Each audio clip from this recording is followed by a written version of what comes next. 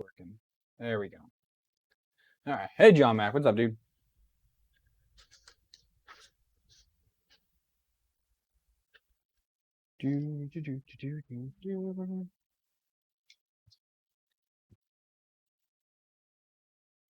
Hi, girls.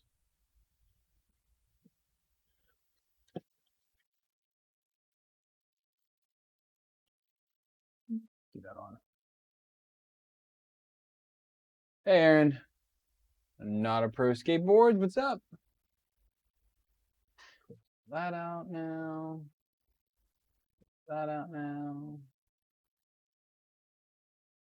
Okay. So, hello this evening. The eve before Halloween. Everybody's hopefully done getting ready.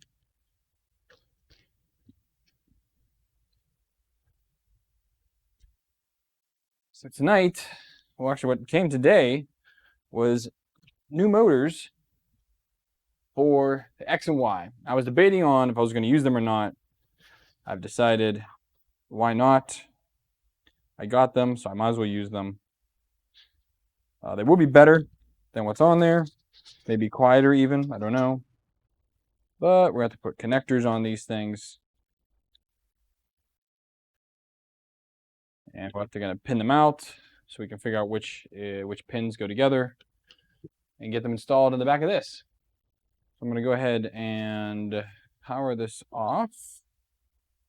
Take off the power cable and spin it around. Actually, I might just spin it halfway, because spin it all the way around, I won't be able to reach the motors. Well, I won't be able to reach that motor. So we can switch to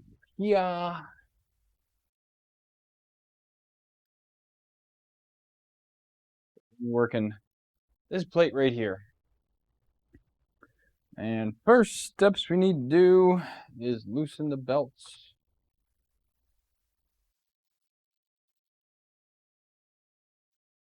Loose. I still am trying to figure out the whole Prusa Slicer Simplify 3D deal. Prusa Slicer prints come out nicer, but wispy. Simplify 3D prints come out okay, but retraction is spot on. So I really don't know what to do about it. I'm pretty much totally lost on the issue at this point. I just don't know. I put a tweet out there today. I have not gotten any real replies yet. Got to open, like, I need to like tag Chris Warcocky or something like that, see what he thinks. I swear to God, if he says good idea maker, I'm gonna strangle him. I want to learn a new slicer right now. What's going on, Wolfgang? That came out. Don't come out. Stay in there.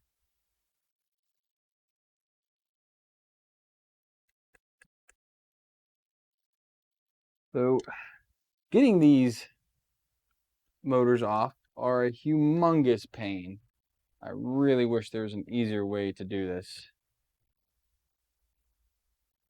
But you have to loosen 3 bolts in the bottom, which have the idlers for the belt. You can see the belt right here.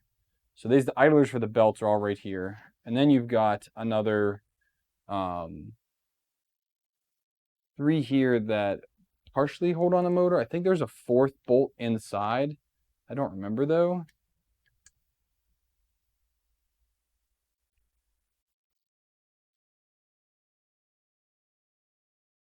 Yeah, there's a 4th bolt inside. So I just wish these were just on the inside, and the only thing held on the top here was the actual cap. But you gotta finagle the heck out of these corner brackets to get anything to do anything. Oh, I cracked a little bit.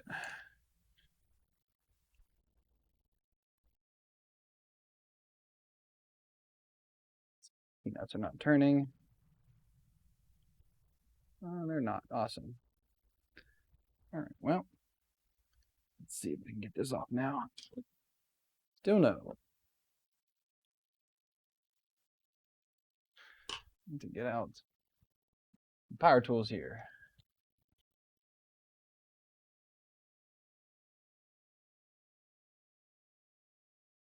Hey, Brandon, you're on a different account. Aaron, I'll send you the profile here in a minute.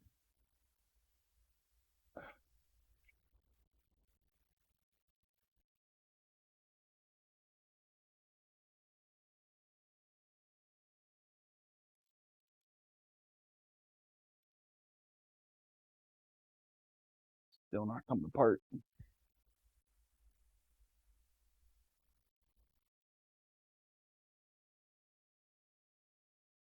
Why don't I just forego that 4th bolt on the motors, just so I can more easily get this out.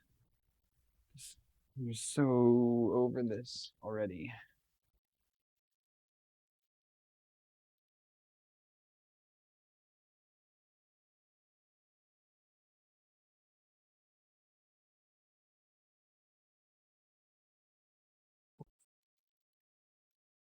A lock nut. Where'd you go? There it is.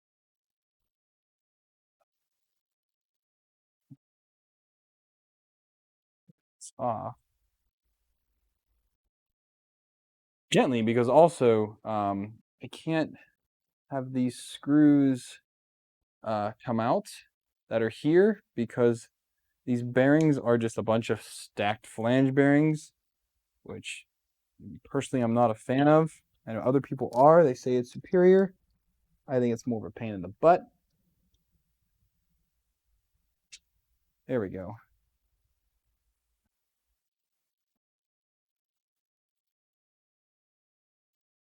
Okay. So here's that top plate looks like. You have to loosen all of these from the top, and then these you have to loosen from the bottom to where the idlers are. And it's just a huge pain. This is definitely a part that could have been engineered so much better.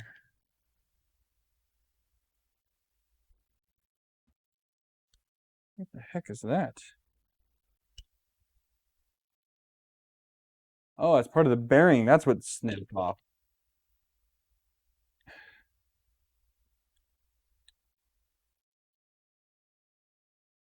That does not want to come loose at all, do you? There's the bolt.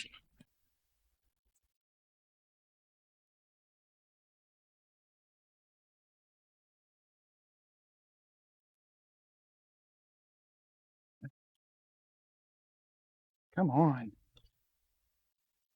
What can we do here? There's a 608 ZZ bearing on top of these as well. And this one is stuck on quite well.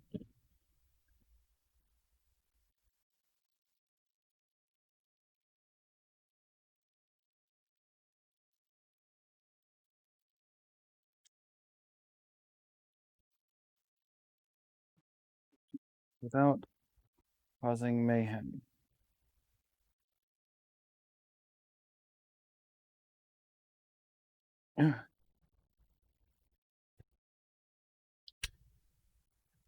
Come on. Trying to also ruin this corner bracket, because if I ruin the corner bracket, it makes this whole thing pointless. Mm.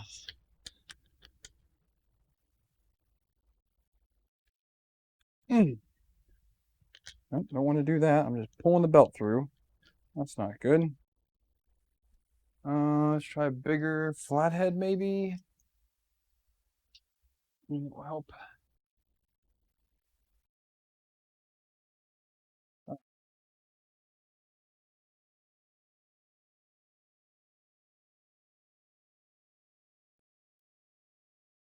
One.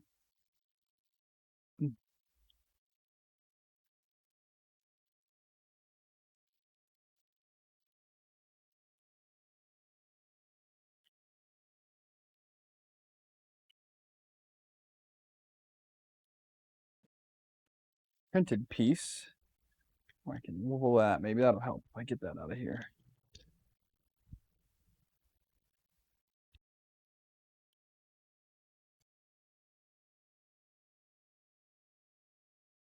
I knew these corner brackets were going to give me a hard time when I built this.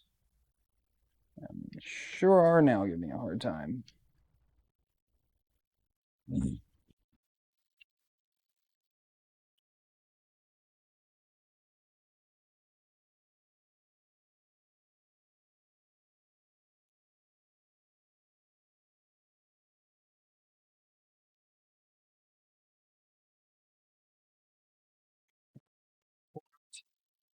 Plastic piece now.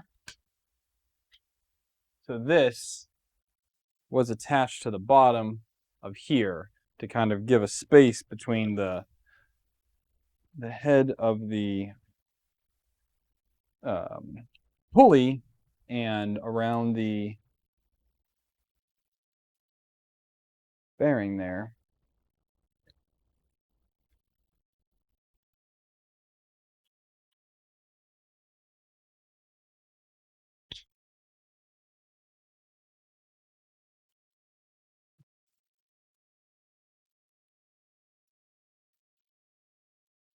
It's in the way now too. Great. All right. Well,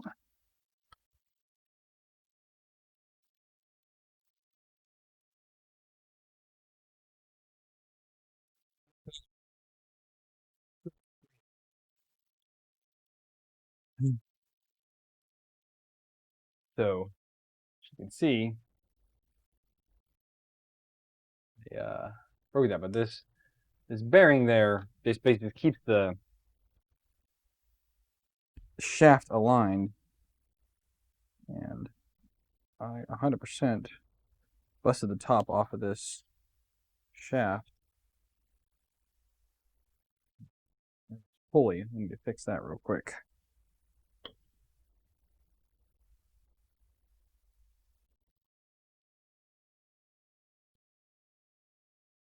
If I can. I don't think I can. So I might just replace the pulley.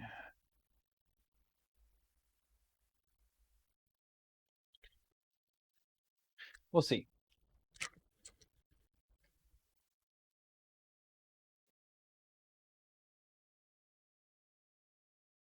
Yeah, these pulleys that were on here are pretty doggone cheap.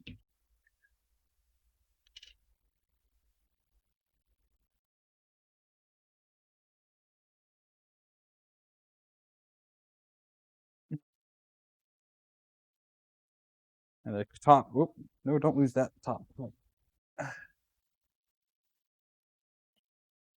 The top of that just came right off. You can see where it is. It's just press fit on there. That's all it is. Pliers, press that back on.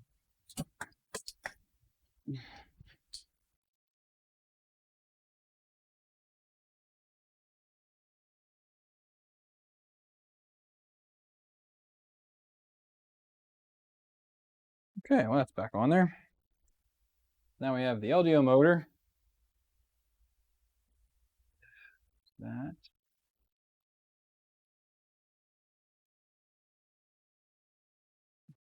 Where was it on the old motor? Where'd the old motor go? There it is. That's one difference, is this one has the D on this one, the D, haha, doesn't go all the way down where it does on this motor here. So just won't be quite the same, but we'll make it work.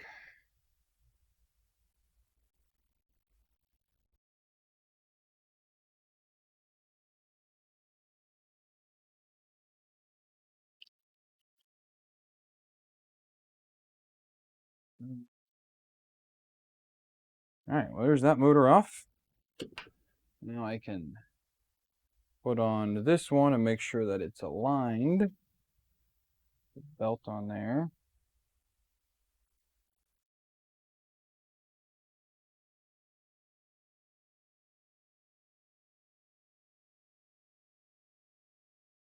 It's pretty aligned. I'm going to throw one more washer on those, because it's one thing that I didn't like, is that these bearings do move a little bit, even though it says they're not supposed to, but they do. And the only way to combat that is to throw another M3 washer on it. I need to find mine real quick first, though.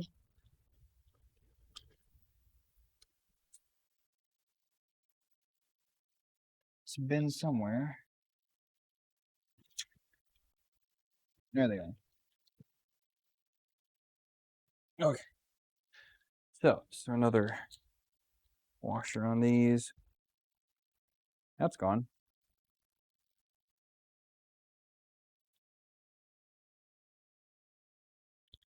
They can seat just a little bit tighter. Because there's some people, they were getting like a wear spot in the middle of their belts because of the bearings slipping apart and your belt rolling over, and then your belt kind of like folding in on that part there. So that was, I don't want that to happen to me. All right, so I got the motor in the right orientation.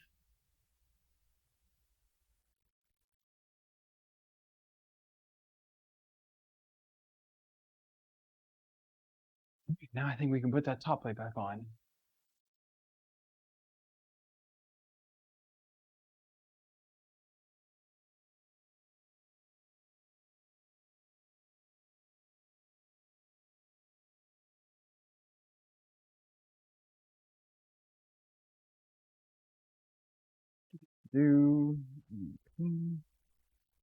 So this concoction of a top plate goes in there. Those two going first. This one goes in. Whoops. And you gotta hold your finger underneath here. Otherwise, these will not make it in to where they should be. And they're not. There we go.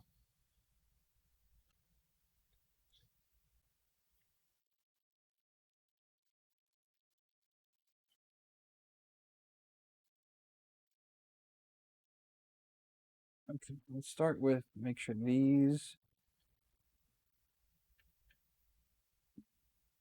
That didn't line up. That one did.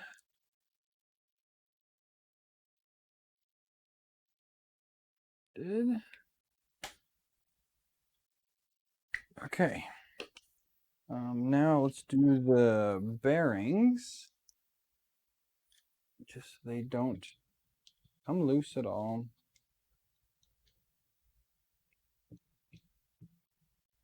My other like just pet peeve to this is just that like you have all your bolts from like one side. It shouldn't have to be coming from two different directions. Could have done them all up top. Could have done them all down the bottom.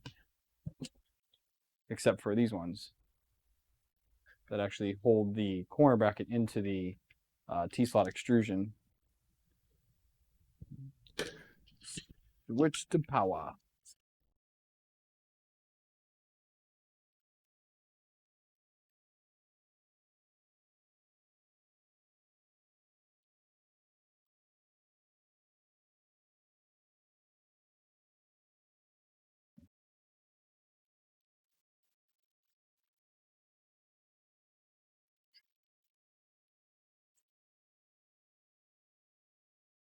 Get them all at least started. I'll tighten them up myself.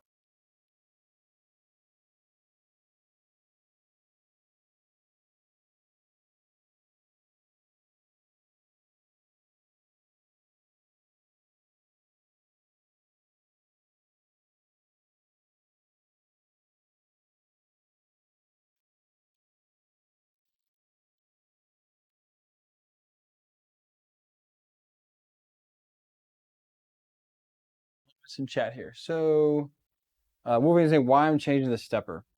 Well, okay, because I thought a few weeks ago that the issue was the steppers were not strong enough. The problem ended up being that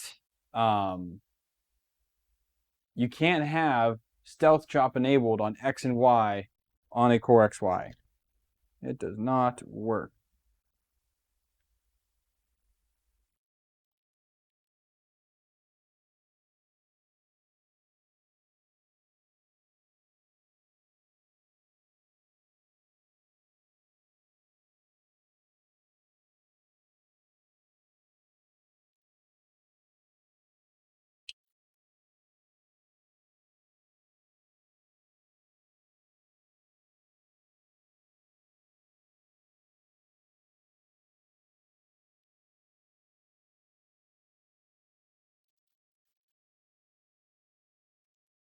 This is 2.5. Yeah, 2.5, 2.5.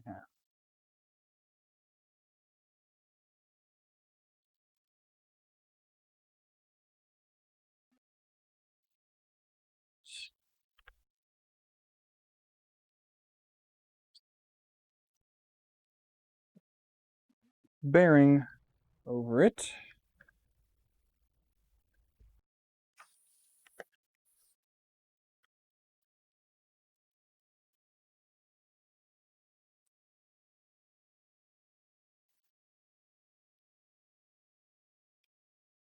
Okay, that moves just fine there.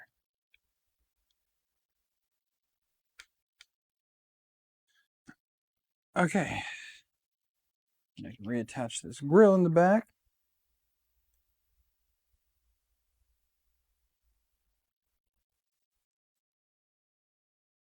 But since I paid the money for them, might as well throw them on. They're better steppers. These are 2 amp, I believe, compared to the originals. And they should run a little bit smooth, a little bit quieter as well. Hopefully.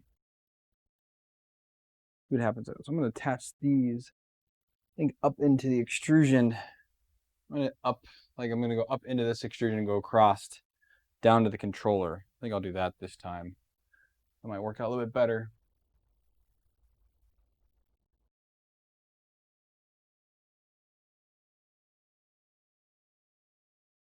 Yeah, so if you turn off StealthChop, you can get sensorless homing working on specifically the BLV, but I would assume it'd be the same for all Core XYs. You have to turn StealthChop off. And switches are so 2017. I'm going to build a bleeding edge printer. It better use bleeding edge technology.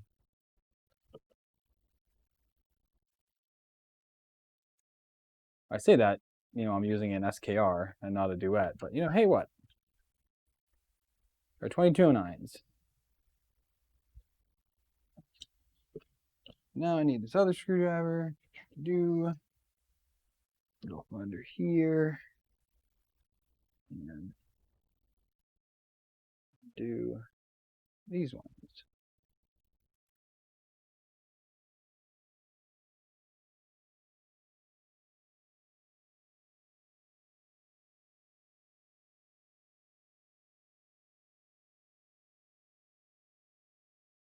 Right above the controller, so it's a little bit harder to get to. 2 and then 3. Okay. Oh, that came off so much easier. So much easier. It's also, this motor is also much higher. So this motor is deeper because on a Core XY, your motors have to be on different levels because your belts are running parallel to each other. Obviously, they cannot be in line with each other. Otherwise, they would crash into each other.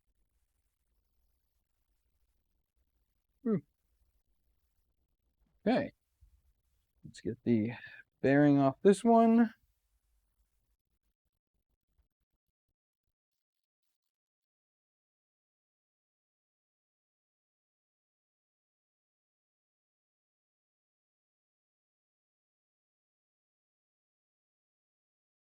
Switch the belts in the rear. I don't know what you're talking about.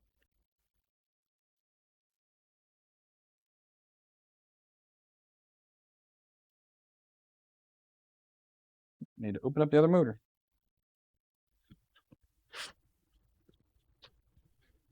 It is.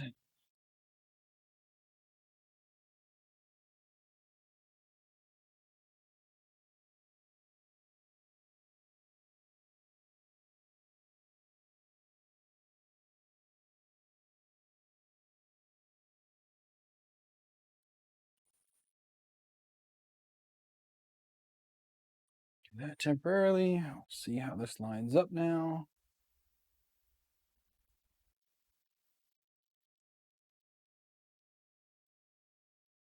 It's pretty spot on.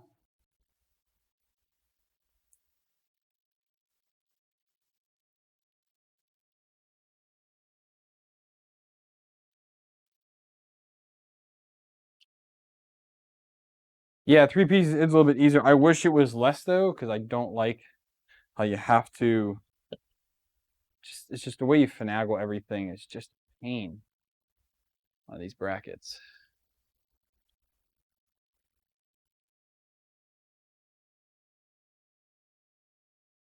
I am going to also put another washer on these ones, make those a little bit tighter as well.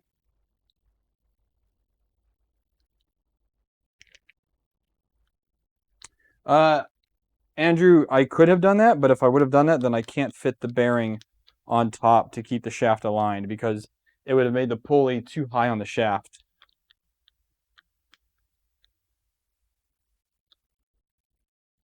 I mean, and honestly, you don't have to hit the flat on a shaft. This is not on a CNC. You need to because you've got a lot of force working against your tool head.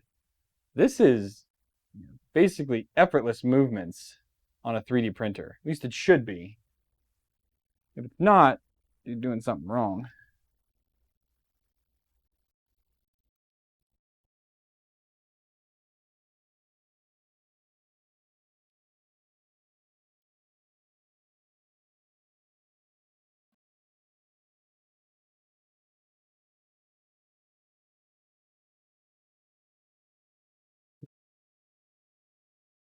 There. So, make sure the motor's aligned, which it is.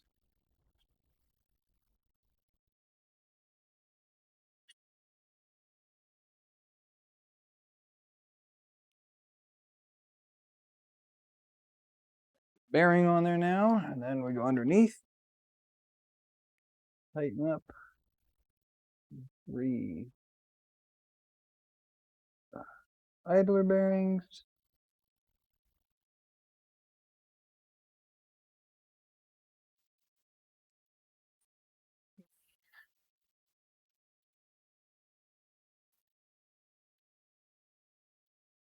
Okay, now I can tighten down the T-nuts. 1, 2, and 3. Okay. So now I should be able to tighten this back up. Whoops.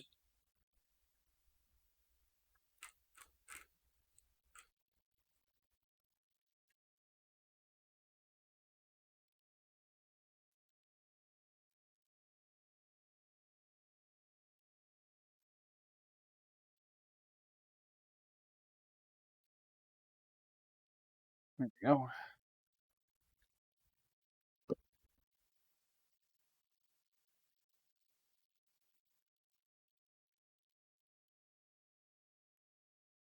Okay.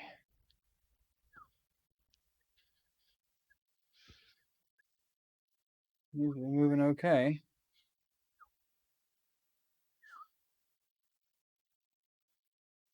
All right. That's good.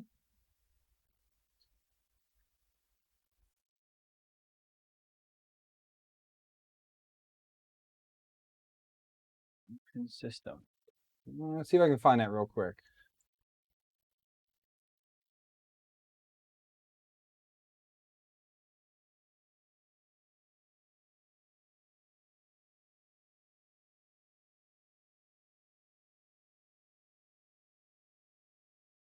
Just here real quick while I look this up.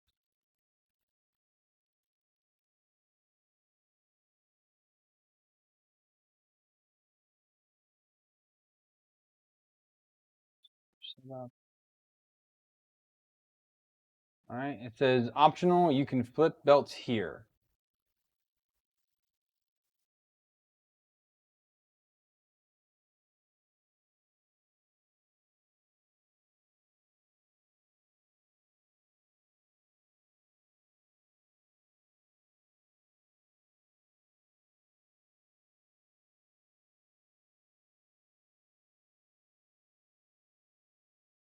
Says that's an optional thing to do is flipping the belts when they're in there.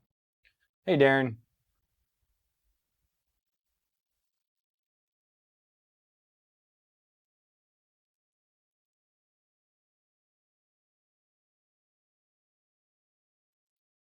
Okay, where was I? Oh yeah, we gotta figure out how in the world we're gonna get these wired up and everything. The cables on these motors are really stiff. Man, oh man.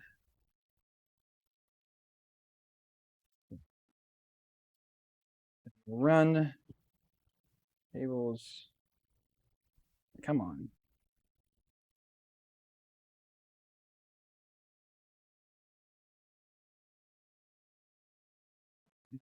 Channeling. That'll be a lot easier. So it looks like I'm gonna need to, these are tinned. So that's interesting. I need to snip these off and throw on some JSTs onto them, I guess. I have extenders here, but I don't really need those. But I need to get down my JST kit so we can get these wired in properly. Connected properly, I should say. Do I have it down still? Oh, it's right there on the desk. Dirt. Crimpers.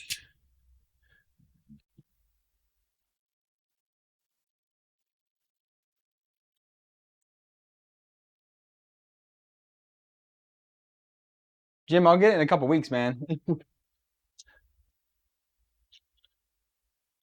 Usually takes 2 or 3 weeks for mail to get to me.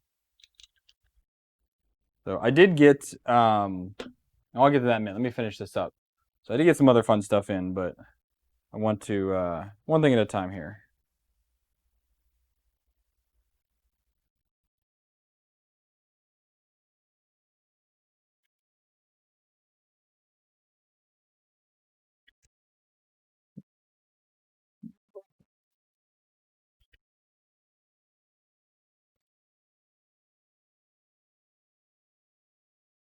Where these cables come tinned. Never seen bare motors for steppers come tinned before.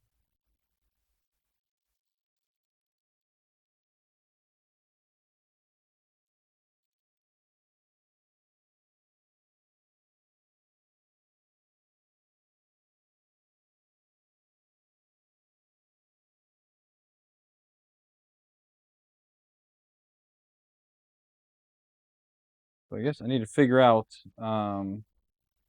what the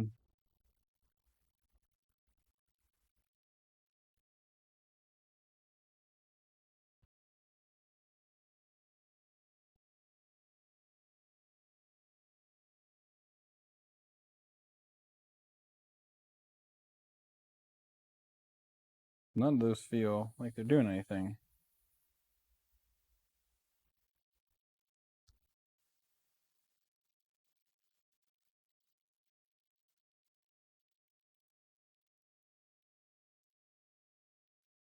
Doesn't feel like it's doing anything. There it is. Okay, so blue, red, green, black. So blue, red, green, black. That's gonna be our pinout for this.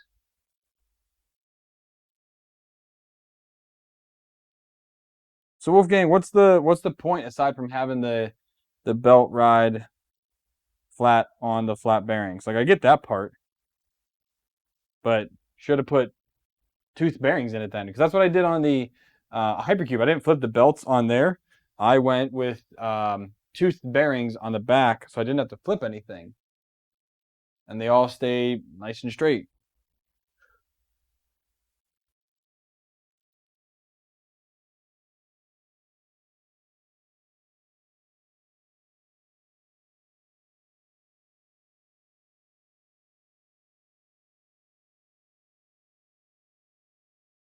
I did start talking with Ben one day, and then I lost track. That was a couple months ago. I need to contact him again.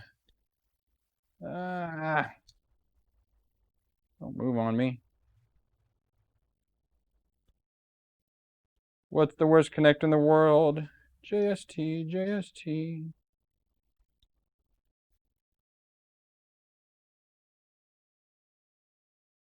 Super annoying to put these together.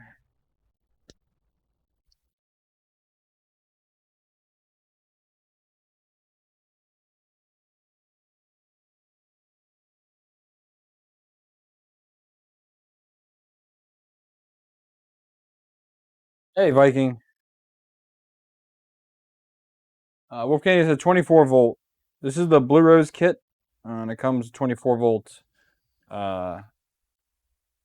setup. I do have, courtesy of Jim, a 12 volt 12 volt 8 amp meanwhile power supply in here as well, which is providing 12 volts for my ABL, and several of the fans I have in here are 12 volts because I couldn't find decent 24 volt fans that were quiet and reasonably priced.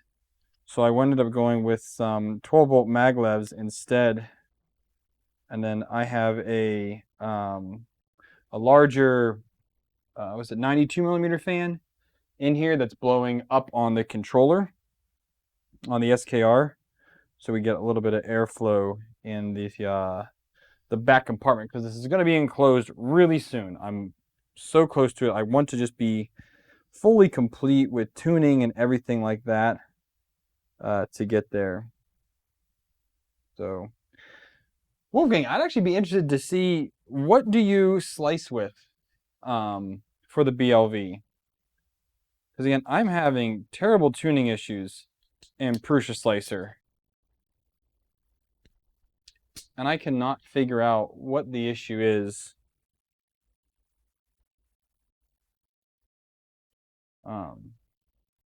It just constantly comes out fuzzy. I turned off Z-Hop. I've turned on wipe when retracting. I turned off wipe when retracting. I've tried, with Z-Hop, without Z-Hop. I've gone everywhere from 0.4 millimeter retraction up to 4 millimeter retraction. But the sweet spot in Simplify 3D was 2.5 millimeters at 30 millimeters a second with a 0.5 millimeter wipe. What I said, blue, red, green, black, right? Yeah. Let's see if that works. Where's the connectors? There they are.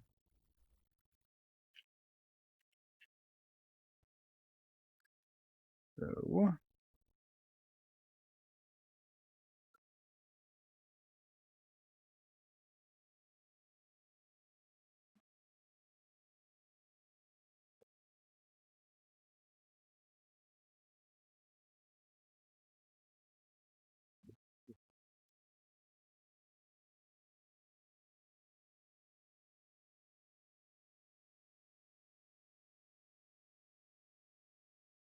this is the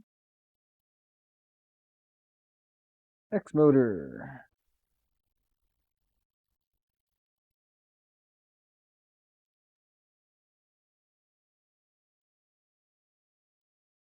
Zoom in all the way. There we go.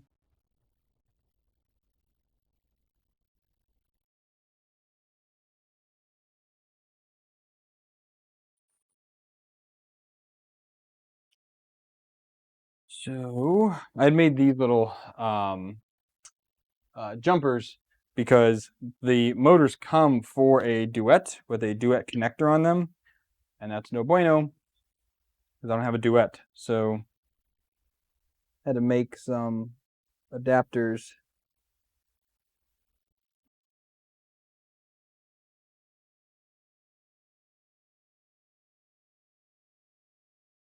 We'll have to see if that works at all. Yeah, we can hold that cable away real nicely there. Real nice. Oh, Kira. Blech.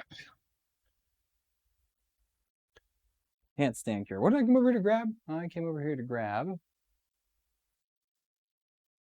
don't remember now. I needed something over here. Mind of a goldfish. Oh, yeah, I needed those clips. Where are those clips at? There they are. There they went.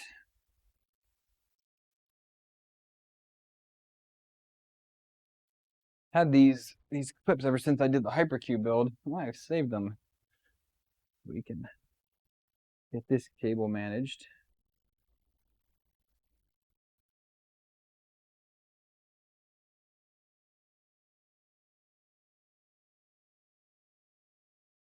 But I do also want to see if that, with replacing these motors, if I can get StealthChop working with decent motors.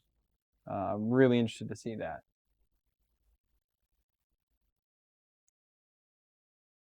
Oh, Viking, we know I'm old. I'm also super forgetful.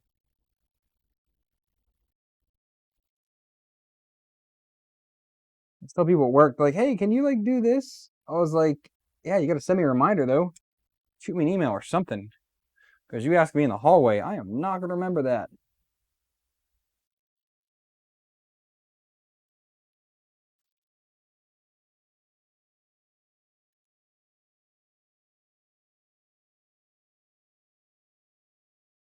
The Lightspeed saying, struggling with the Core XY. Prince Fantastics have one side. It looks horrible no matter what I do. What do you mean it looks horrible? The like the aesthetics of it, or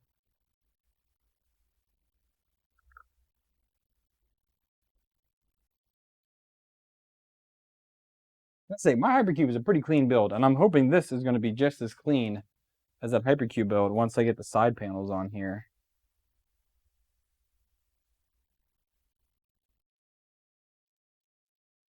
Oh, somebody come.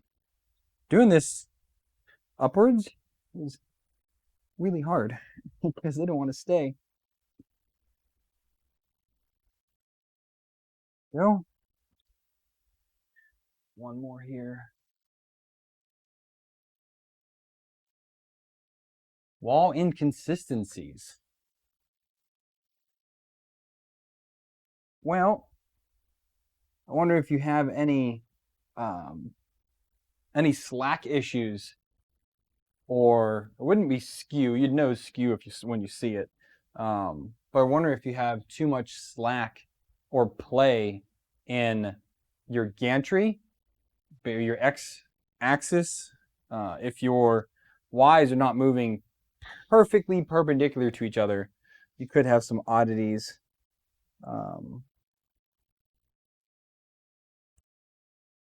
I'll show you guys here in a little bit some close-ups of the prints that I'm getting.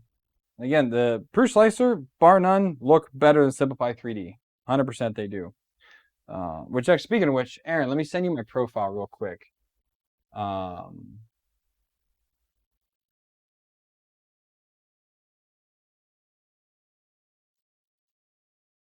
am I looking for? Simplify 3D, file, export, profile. It's going to be the BLV test. Okay. Put that on the desktop. Let's go to Discord. To the chat here. In the file. Desktop. All right, Aaron, it's in the mod chat. If you want to take a look at that while I'm working on this.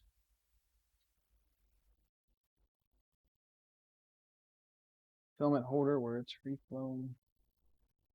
What extruder are you using on it? Because I have a clone BMG, which is decent.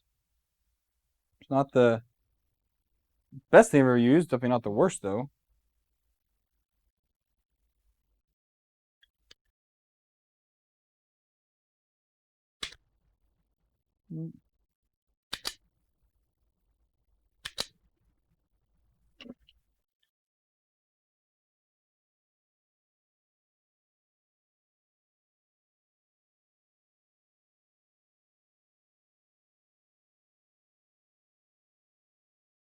Thank you, Aaron. I need some more pins. BMG and a Mosquito Magnum. Have you tried anything other than the Mosquito? I'm not saying that's the problem. I have absolutely zero experience with the Mosquito because they are far outside of my let me try it price range.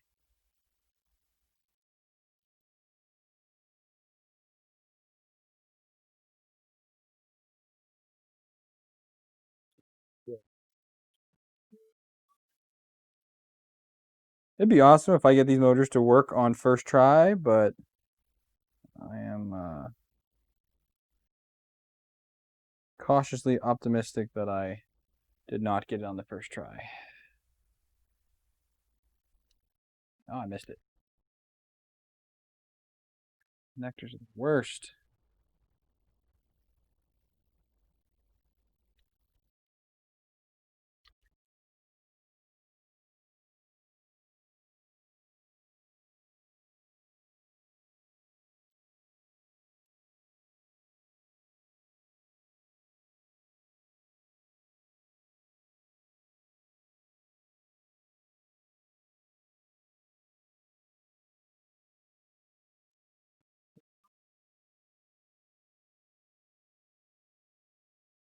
They actually have the pairs twisted together.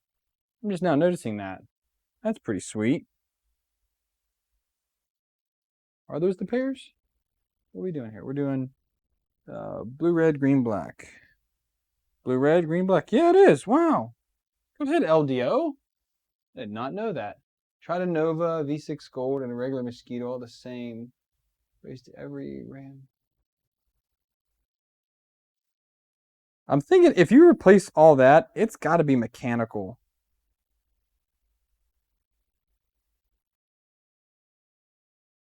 And I can't see it being slicer settings. Because usually inconsistencies are physical issue, not a splicer issue. Normally, that might not always be the case, but always the case that I've noticed.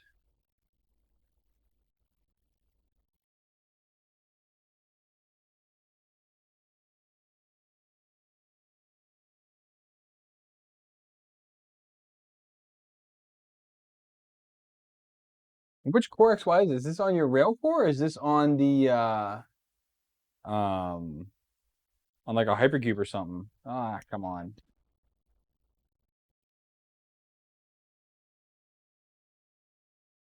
Mm.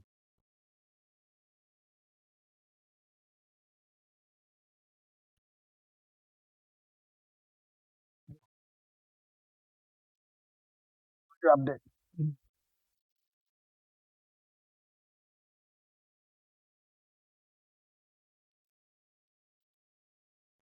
Can't find it. Shoot. Yeah, one second. I'll be right back, guys. 1 minute.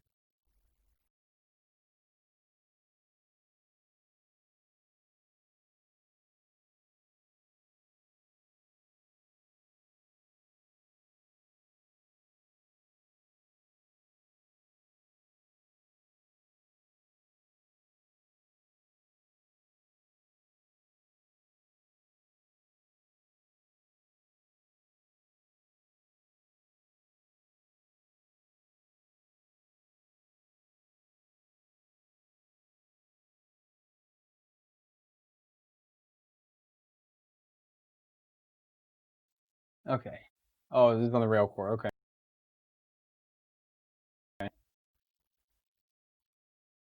Huh. That's that is interesting. It's a very ponderous issue there. No idea where that connector went, so we'll get another one.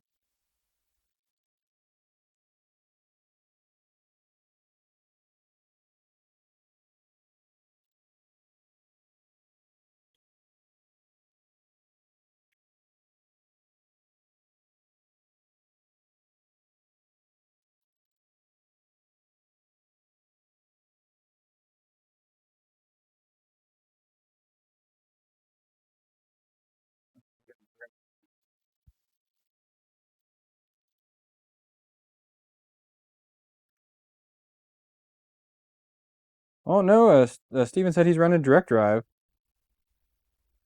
So unless you're, are you running a reverse Bowden tube on that direct drive? And if so, what brand?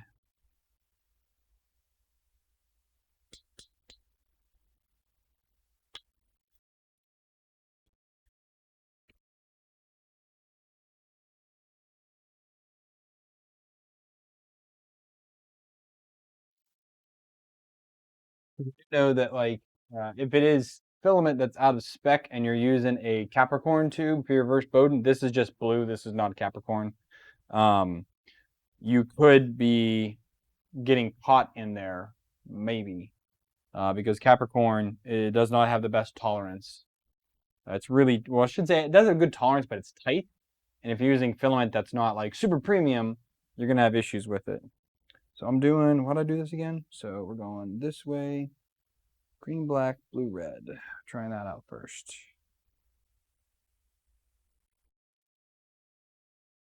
Green, black.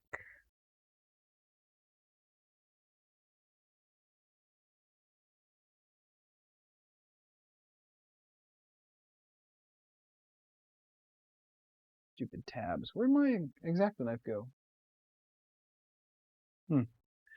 Grab this one. Where'd that one go? There it is. Okay.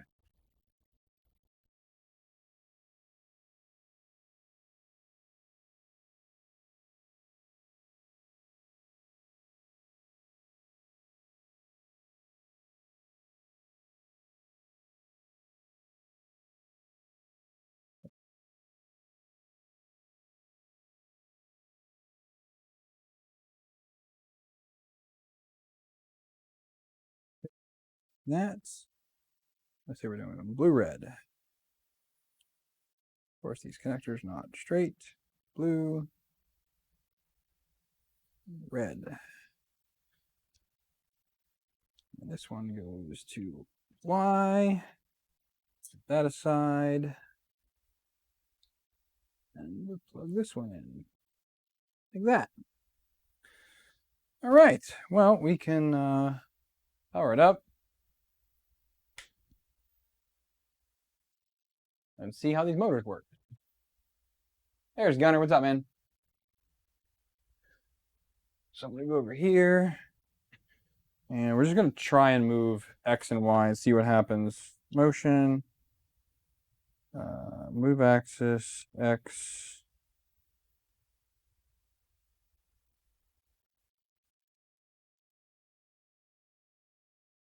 Because moved the wrong way. Okay, I can deal with that. Move Y.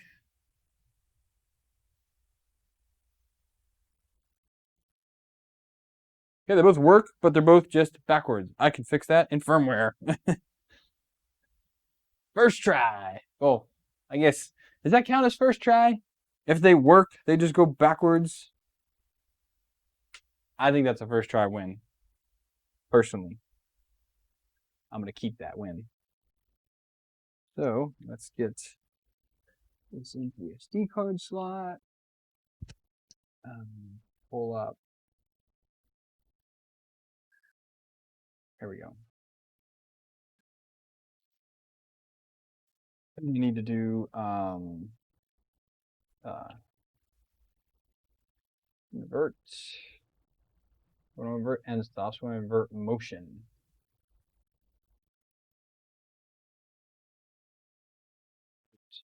X direction, true.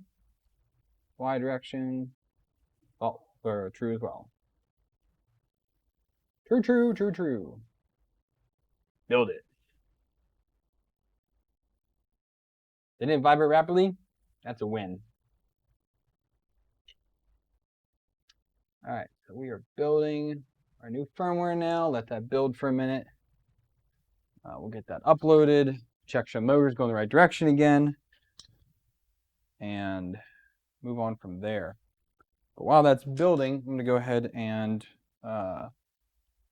finish installing these clips that are keeping the motors out of the way.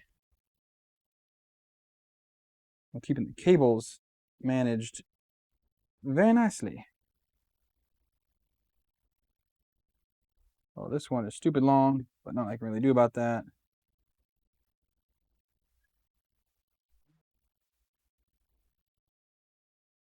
I think this is going to end up being the final position for the electronics in the back.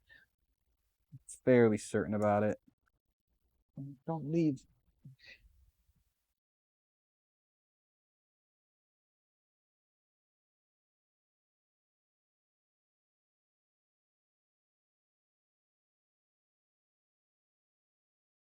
I could hide the whole thing in the channel if I wanted to.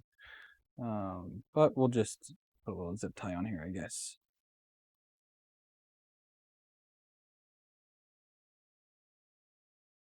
Yeah, just put a little zip tie there. Where'd those go? Right here.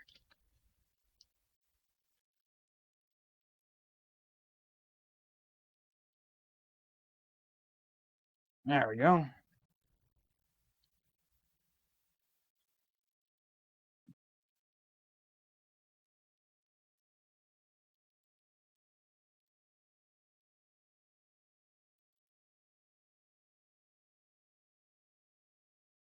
Okay.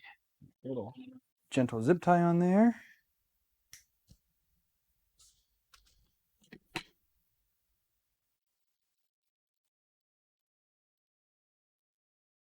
Not enabling for XY.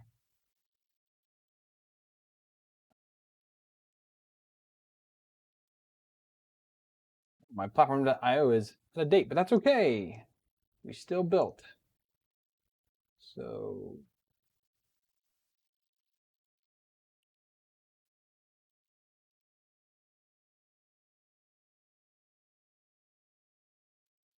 it's just not gonna cooperate again.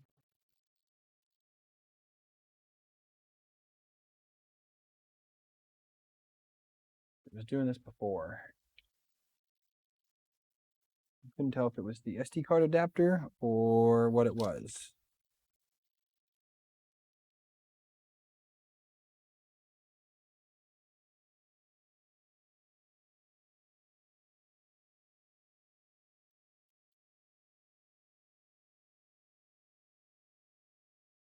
Let's just put it back in the board. We'll connect. Whoop, the board's right here. Forgot to turn 90 degrees. USB here. Come on. Just put you in here. Put it on. Should see the drive show up.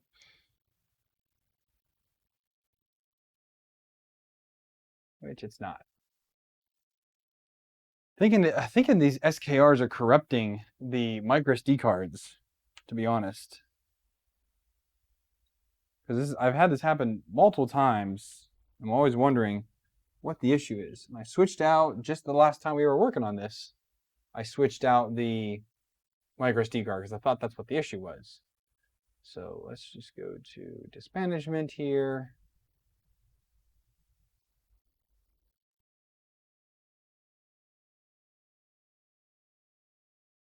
It's not even recognizing it. I've tried other USB adapters and other ports. Yeah, it's just like, just doesn't see the microSD card anymore.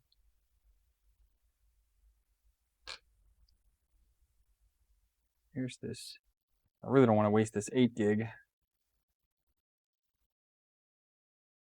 That shows up just fine. Just delete that. Firmware.bin was compiled at yep, that's the right time. Okay.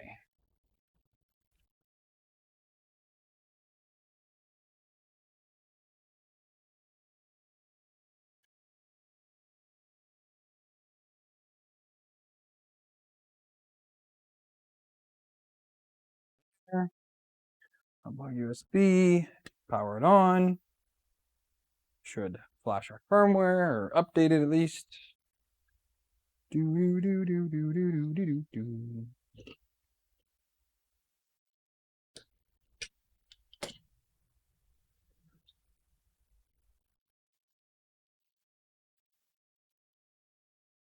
Motion, auto home.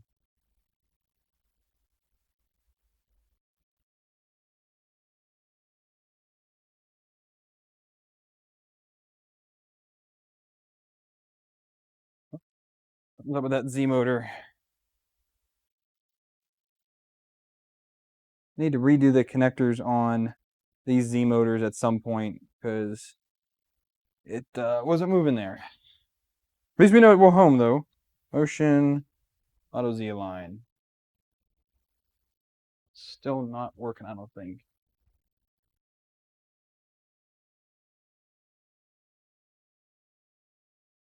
JST motor still not working. So we're going to go ahead and, actually, I created these ones. I'll use one of these instead because these have a JST on them. Let's switch over to here.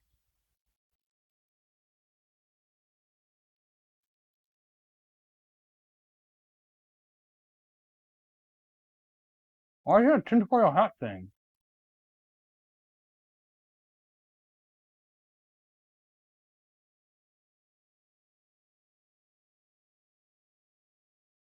It might not be the SKR. It might just be that they come with really, really crappy,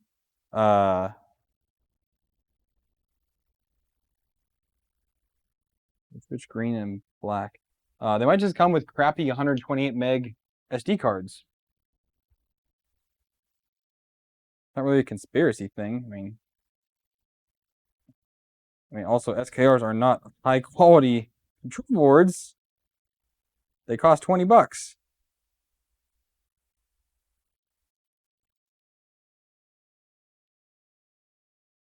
Which is why I've been buying them, because they are cheap to use.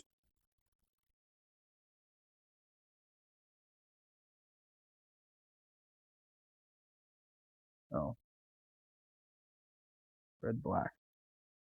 Put that right back where it came up from.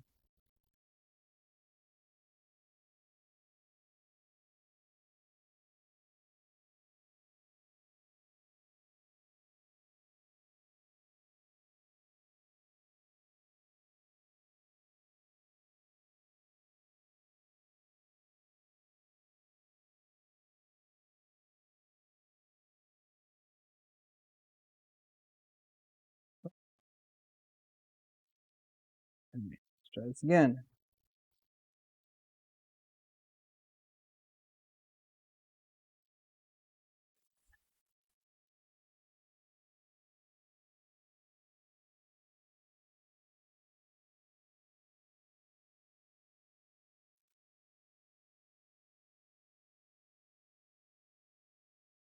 Yeah, I mean, yeah, I'm running the stock 128 meg micro SD card that came with it. I already had one go out on it, and now they're not even recognized by the board anymore. So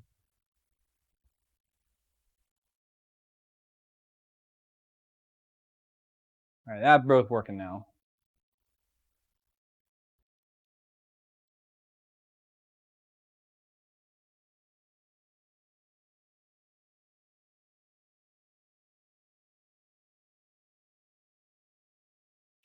Oh, where are you going? Where are you going? What are you doing? Where are you going?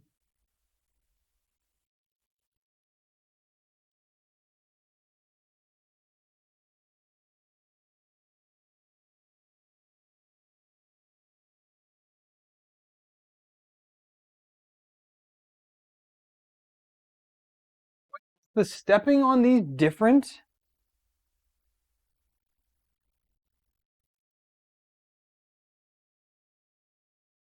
The steppings on these are different, aren't they?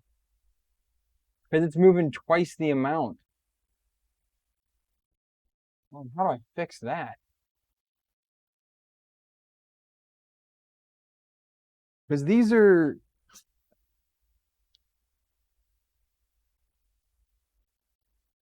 So these... All right. What do we need to fix here? The steppers are moving twice the amount they should be. Why are you moving twice the amount that you are?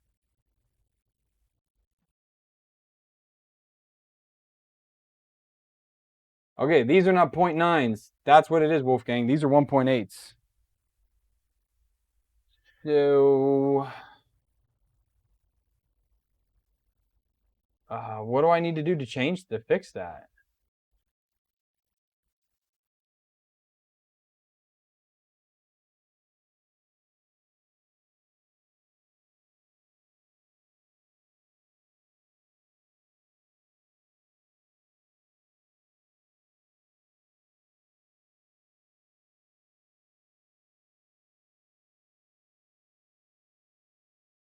Oh, just half the, not have to change micro steps, just half the steps? Okay. Right now they are 200. So let's go down to 100 and 100. Vince, what's up, man?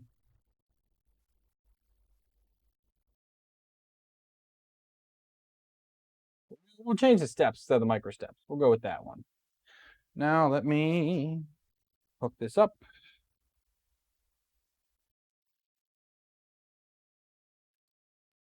Do a upload build. I did recognize it. Good stuff. Good stuff.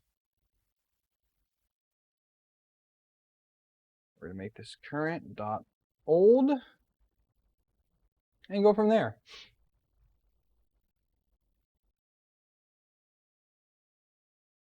I didn't realize the originals were 0.9s. That's interesting.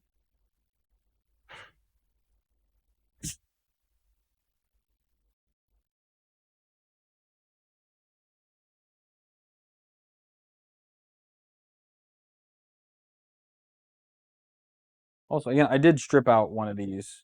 One of the screws on one of these bolts is stripped out because one of the, yeah, this one is here.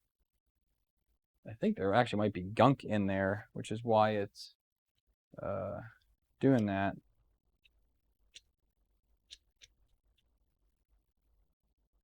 Oh, it's just because I stripped it out.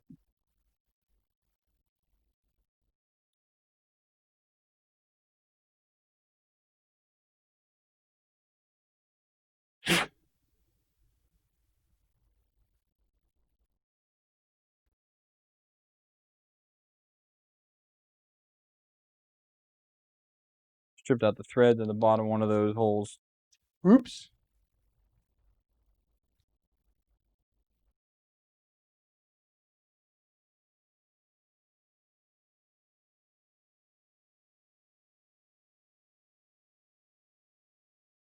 What do I want? Where's Discord? There it is. Oh, Brandon, thank you for the source code on Ultra Magnus.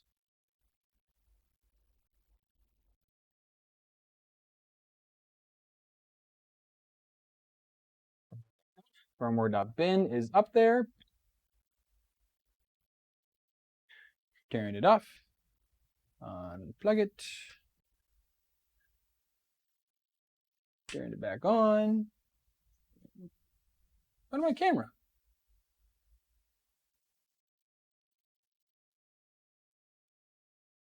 That one's working.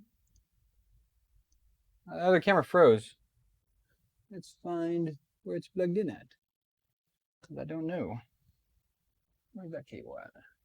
Is you here? Yeah, this is you. Is you.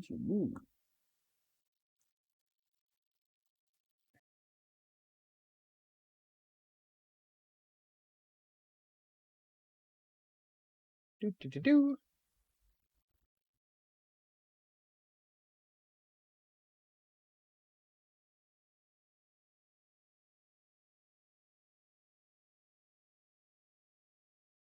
Okay, well, we're gonna have to stick with this for now, I guess.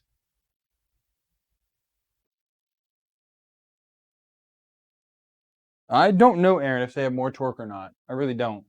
I guess we'll leave this over this way. So let's go motion, auto home.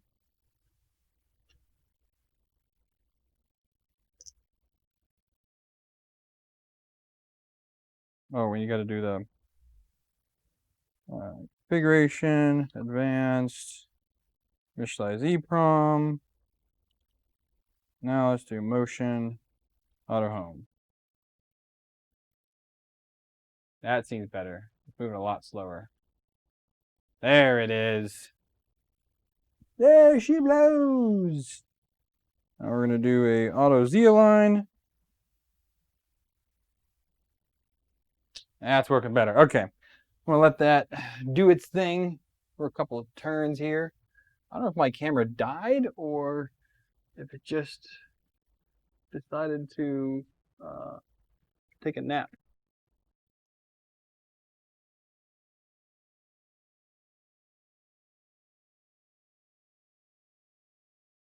different USB port.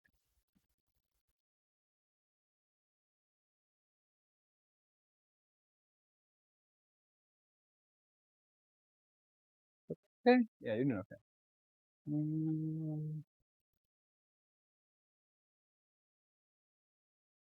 The captures. Check this out.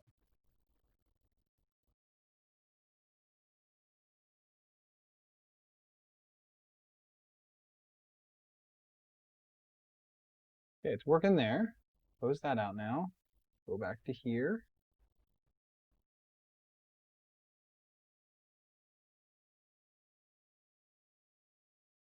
There we go. Now I'm working. Maybe that USB port died. That'd be very odd on a $300 motherboard. Yes, no. Also, things say shorter steps, more efficient. Huh. Some say 0.9s could be the same, about quieter. Some say it's not worth. I mean, I honestly think these sound quieter. I mean, it's hard to tell without reinstalling the other ones and doing a sound check, but I mean, can't hear that really at all. But I am wondering if with StealthChop, if it will still work. So let's go to configuration, advanced, TMC drivers. I'm going to turn StealthChop on again. And go motion, auto home.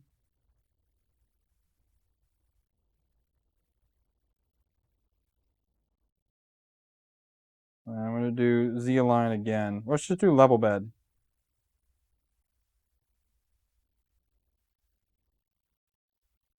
Nope. Nope. Nope. It didn't work. It already screwed up. Yeah. So Core XY, do not use StealthChop on X and Y. Duly noted.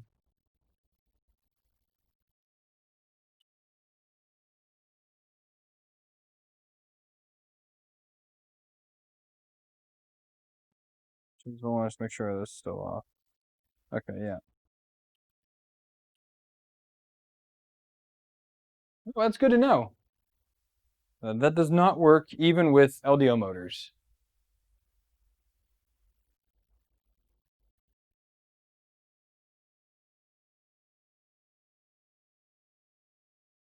That's interesting, Gunnar. So that is actually a very interesting point.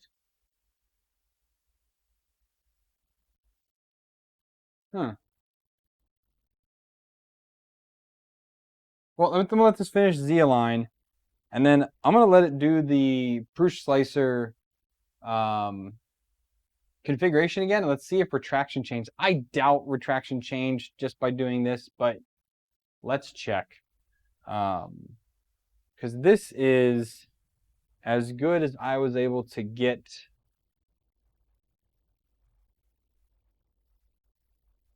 So this here is as good as I was able to get with push slicer. So there's a visible seam that comes out of the print and these wisps. And on a print, an actual print, looks like this. Let's see how wispy that is. But the walls look amazing on it. Looks really good. But now let's look at, I know it's different filament, but whatever. Let's look at a simplified 3D print. Okay, no wispiness at all, but the retraction does not look fantastic, and the walls don't look fantastic. Even in here, doesn't look that good. So push slicer clearly is the winner when it comes to print quality, but if retraction doesn't work, I mean, usability is a big goose egg. So, all right, let me spin this. Wait while I grunt for a second. Ready? 1, 2, 3, balls. Okay. Are we on the table? Nope. Not on the table. Okay. We're on the table now. Okay. We're going to do the push slicer retraction test. and see how that goes. The only thing I'm thinking is going to change is the move speed. Should still be the same, but I don't know, maybe it'll be a little bit different.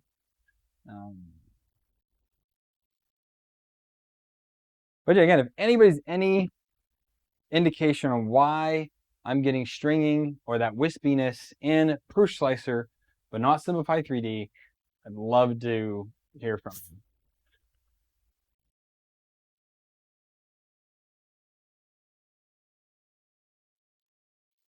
All right, well, while we're waiting for that to heat up, because that's going to take a hot second, let's talk about what came in the mail. So I got a little care package from Brandon, who is one of my patrons and one of my mods. He went ahead and sent me an E3D Hermes. I have no idea what I'm going to do with this. I told him that. He just said just have fun with it. I also included in here a heater block, the throat, all metal throat, and the fan to go with it. It is a 24-volt fan. And I think it comes with a thermistor in there. But either way, so I'm thinking about doing a Bear Mara. So if you don't know what Bear Mara is, that is a Prusa Bear upgrade, but using a Hermera. But it's also going to be an SKR. So I'll put an SKR Bear Mara on there. I was looking at one of the guys in the Discord. I don't know if it was you, Jim, or who it was, but they have this awesome green extrusion. And I'm all about recycling printers, but I don't have any that have cool colored extrusions. So I think if I do build the Bear Mara, or when I do build it, I'm going to build it with that nice green looking extrusion. And I don't know if I want to also use green filament, or if I'm going to go with carbon fiber like I did on my Bear, which is a blackout Bear. So I think it'll be cool. Oh, it's a Bowden Hermera, so bought the heat break to convert to direct drive. Awesome, gotcha.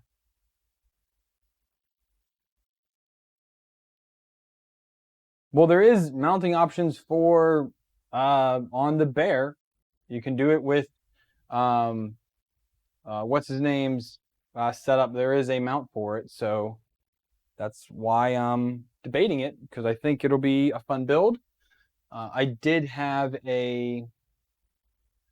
Robert, I do have an easy board, but wait, what do you mean easy board? You mean an NZ board or an easy board from TH3D? I won't go with an easy board because they're stupid expensive. But I bet you I could probably talk to Tim. We were hanging out last night. I bet you I could talk to him like, hey, how about you hook me up with an easy board and I'll throw it in on a printer. He probably would send me one. If he keeps them in stock. That's the problem, is he sells them so freaking fast. I know a lot of people have a hard time even getting hold of them because he gets 100 at a time and they sell in like a day.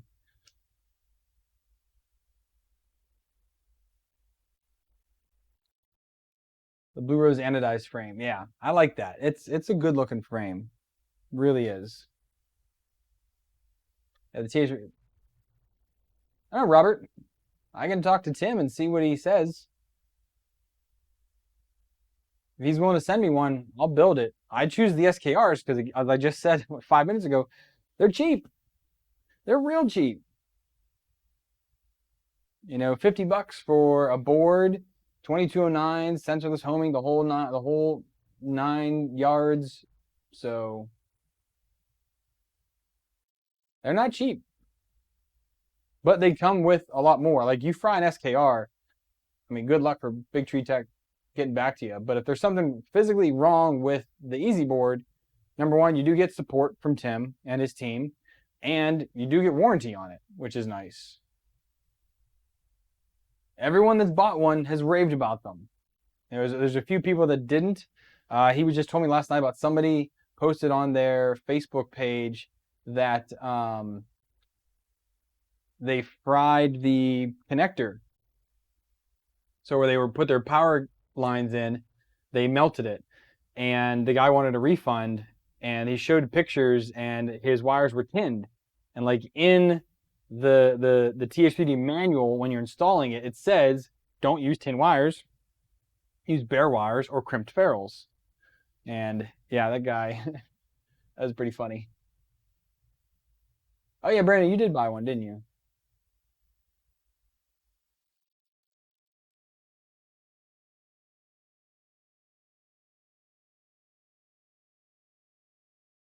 I know you don't like him, Gunner.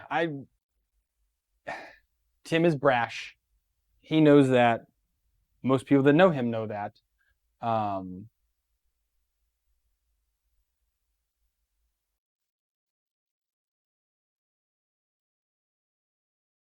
Wait a second. Why are you doing that again?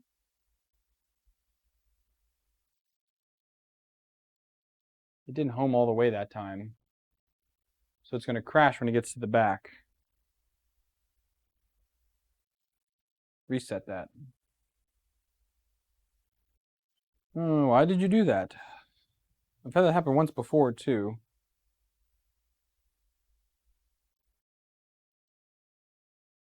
Ocean. Auto home. We're going to tell it to print.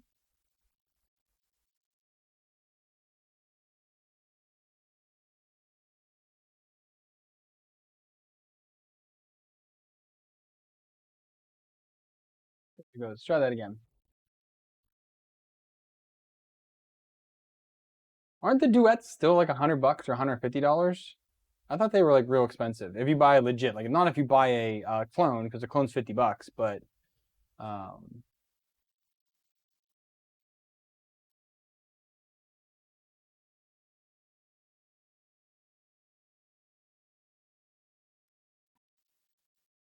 think also why I'm here, I can put on. I did print these the other day. I just need to install them. So I can get out my thing here.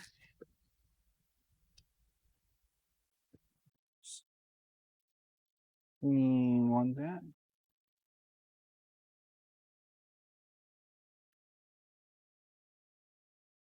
That's better. That's where it should be.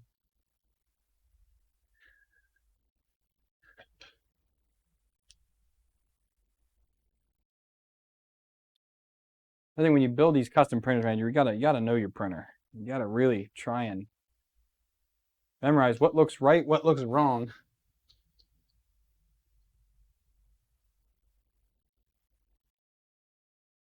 All right, I need some M5 T-nuts real quick.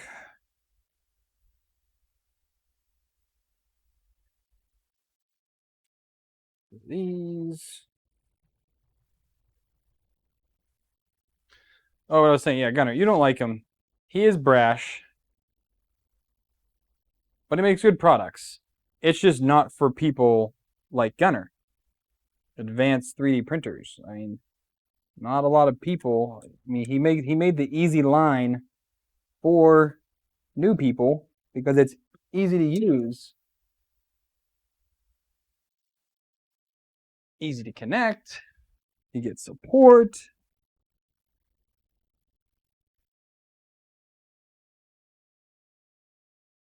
I mean, I met Tim online, and I think it was I forget what Facebook group it was. We met online years ago before he even started his business.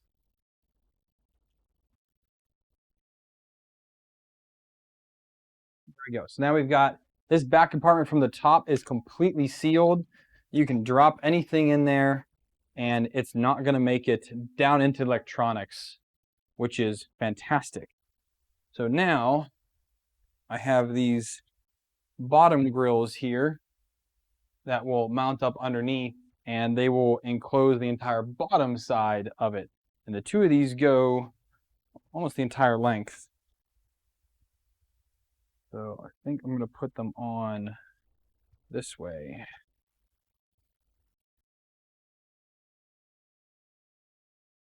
They're much easier to print. I didn't actually have to modify these ones at all. I had to modify the other ones because the man loves his fillets. Tell Ben Levi that. He loves his fillets and puts way too many on them on this printer. So I had to remove a bunch of them to make these honeycomb parts print easier and better. I had issues with the front panel because these honeycombs are supposed to be down to the front too, down here. But I modified these to have lines because they were too hard to print. No matter how slow I would go, it just, and I didn't feel like really modifying them much more. So I took all the honeycomb out, put in some nice looking lines, and called it a day.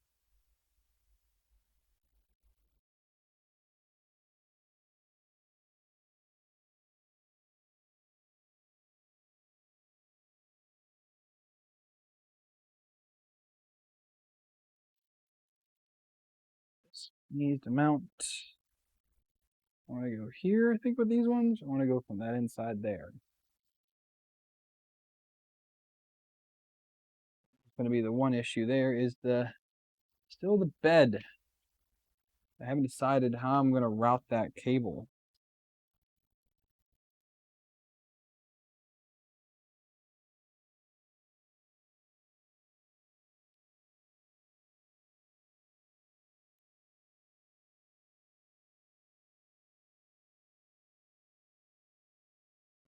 Not gonna be able to do it like this. I gotta put the printer on its side to be able to reach in there properly for that. That's okay. At least they're ready. We're at temperature now. So this is at 190 degrees because it is a volcano. So it's dumping tons of heat. Everyone said, cool it down more, cool it down more. So I cooled it down more.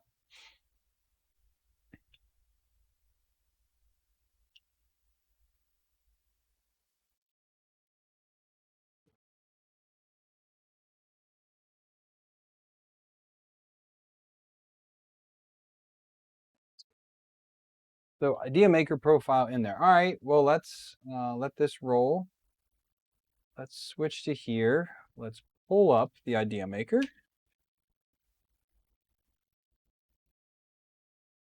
Okay, close that out. Let's go to Discord. That, download that. Okay, now I gotta remember how to do this. I've only done it once. So printer.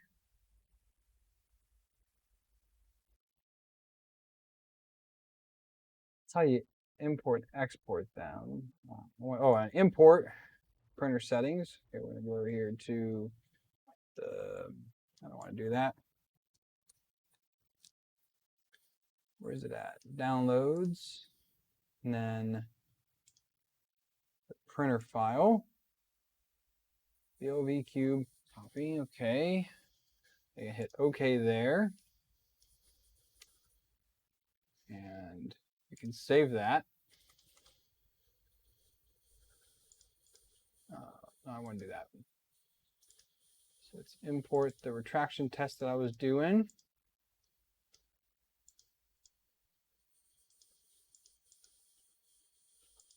That's fine. Okay. So if I do start slicing, it comes here. We can import from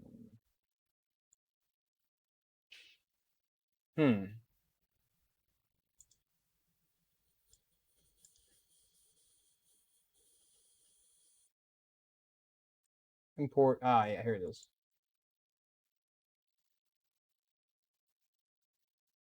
Okay. Save that.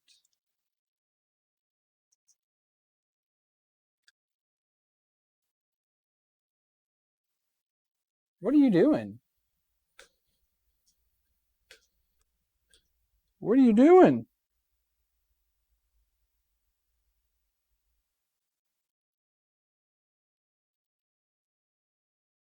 I didn't change anything with the extruder.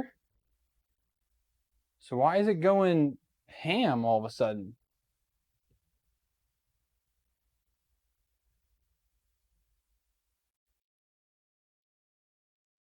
What the heck happened with that?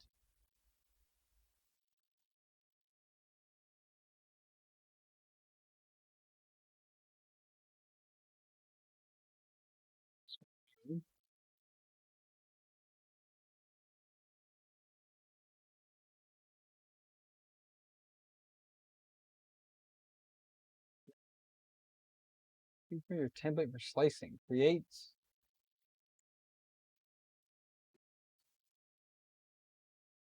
What's the printer not in?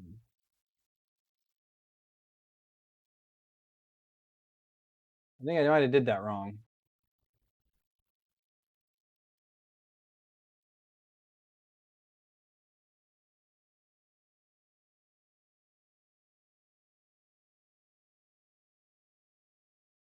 Printer settings.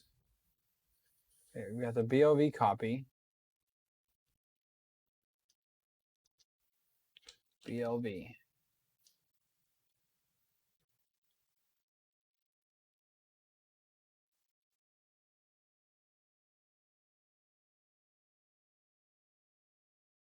Save that.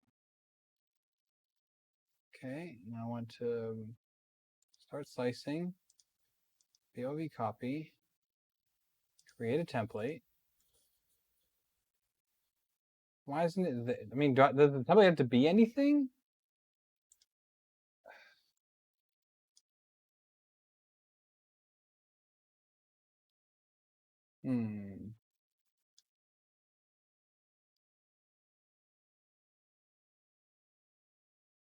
Does the printer type matter?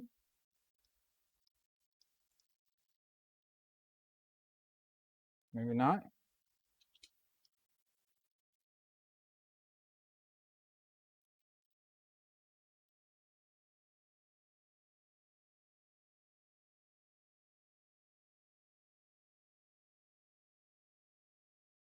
I did import, but there's nothing to import.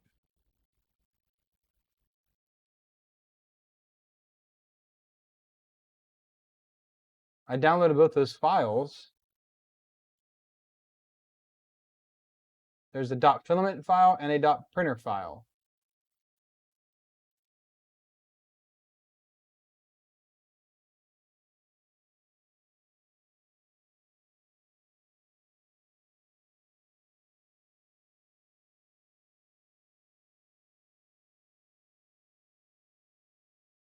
Seeing template as a .bin. A print file is a .g code. I'm not tracking, Aaron.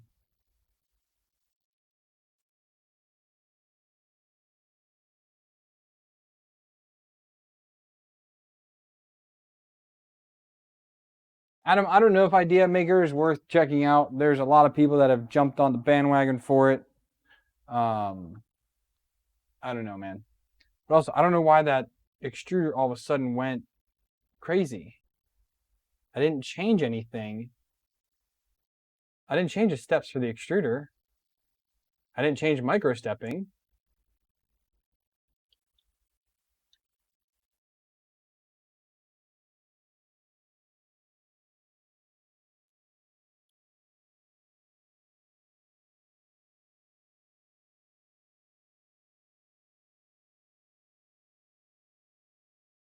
Changed. Yeah, import. Import from local disk.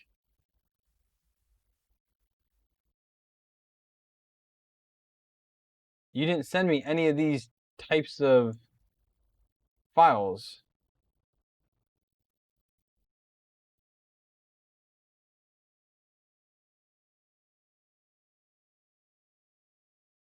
I just used that G code to print. I just printed this test with that one. I don't know why it all of a sudden it's just going absolutely crazy.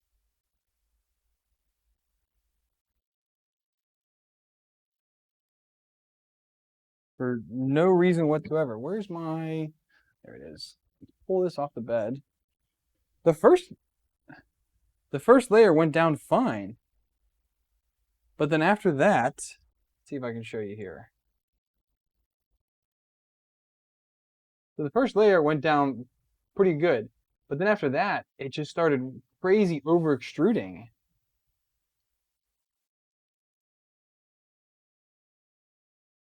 Like really badly. Skirt went down perfectly fine too.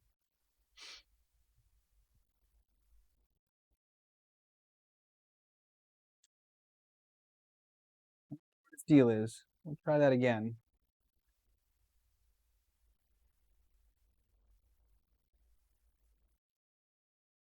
Hit the gear next to the filament profiles. Okay, let's go back there. Start slicing. Filament. Okay. So this is the one that you sent me, the PLA 1.75 copy.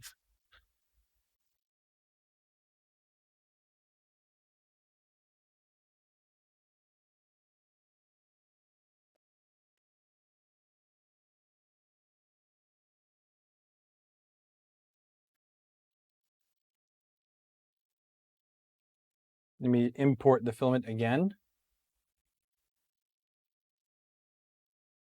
That's the copy that it just did. That's this one right here. Save. But it wants a template. I don't know what this template is that it wants. Override the settings with that, maybe?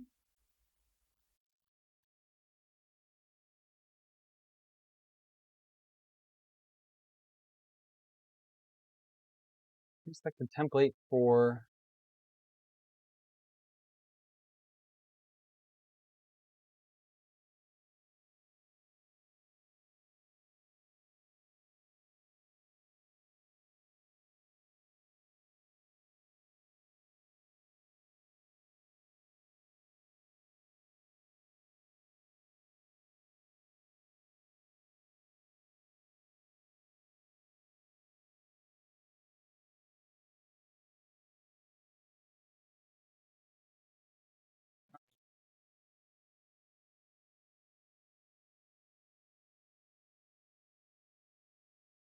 I don't know what this template is that it's looking for here. Unless I just create a random template.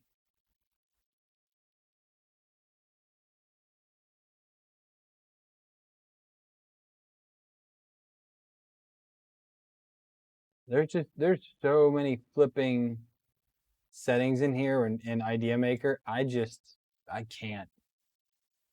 There's too much.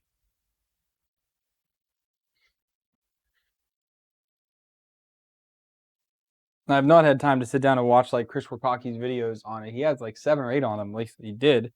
Might have more now, but I don't know what the dealio was on that.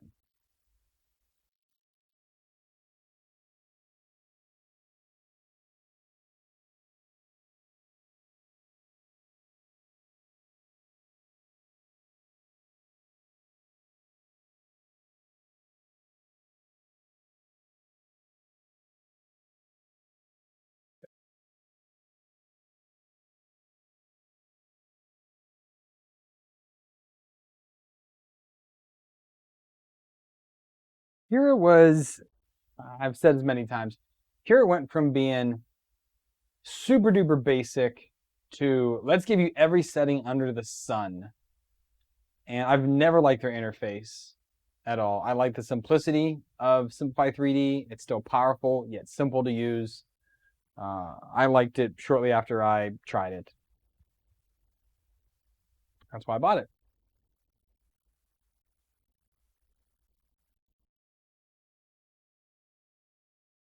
A lot of Simplify 3D haters out there. I was talking to Tim about it last night, actually. We were chatting, and he's been having some issues, some like support related issues with them, not like even having his licensing working, and he's losing money because of that, because he bought so many licenses of it. They can't use the licenses, so that's money that he's losing by not being able for people to do their job, which is no bueno.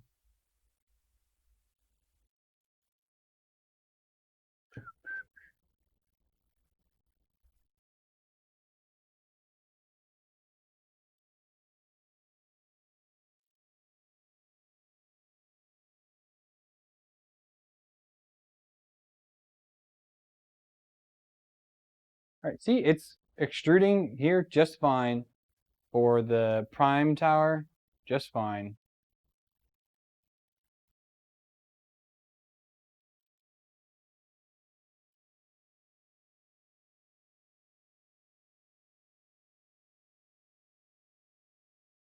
%feed rate, just to verify that. Let's go down here and do configuration.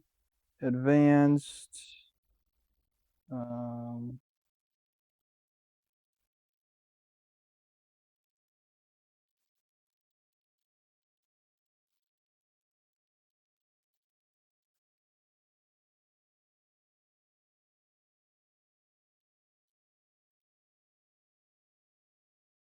Can't look at the steps.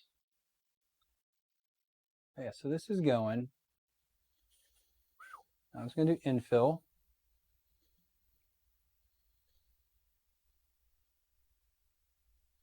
Oh, I think it's linear advance is what's doing that.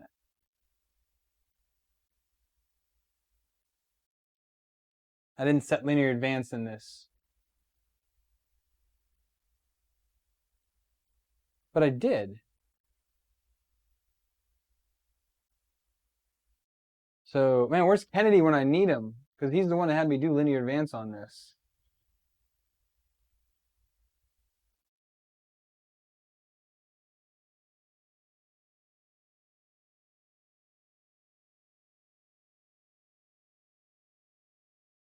I might need to redo it because if it didn't take, I'm thinking the linear advance settings didn't actually work because I did not remember seeing this behavior before. So let me turn up my temperature here.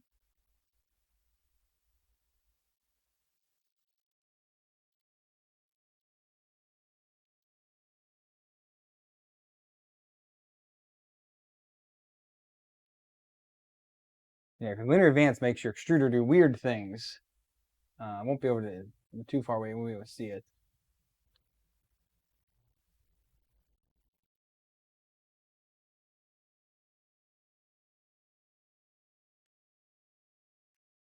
Yeah, Kenny, why is it going crazy?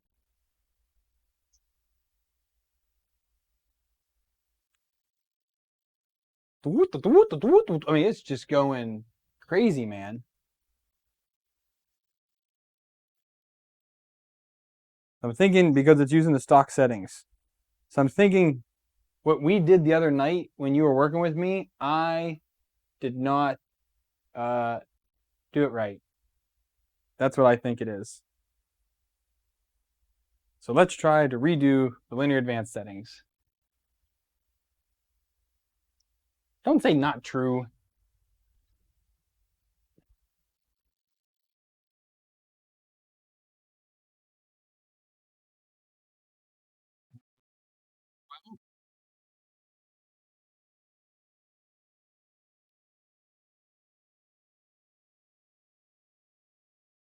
It's 0.22 on the default. And I have it set for the filament in Prusa Slicer as 0.8.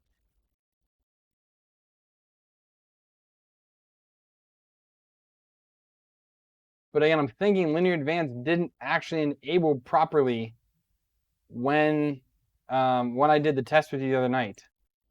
So that being said, I need to find where that here it is right here. So PLA, let's go back and redo the test.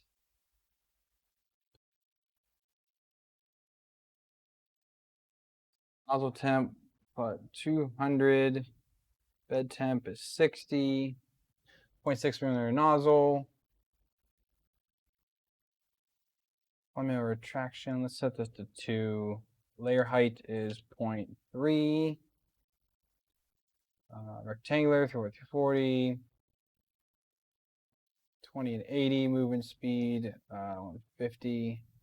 Retracts 30.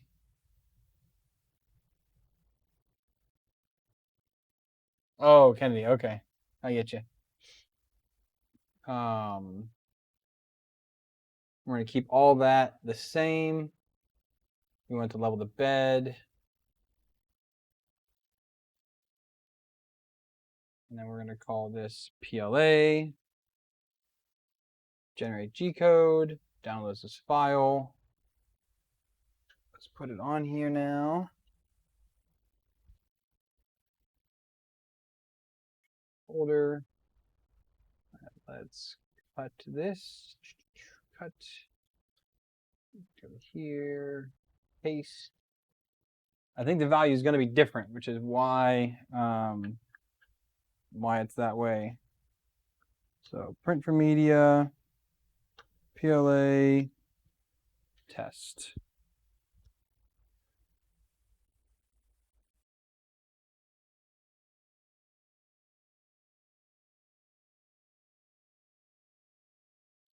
Heating everything up, and then we'll see if this thing is behaving properly or not at all.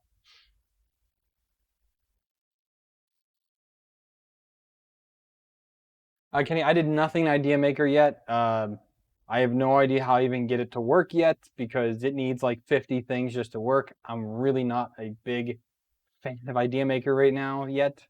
So yeah.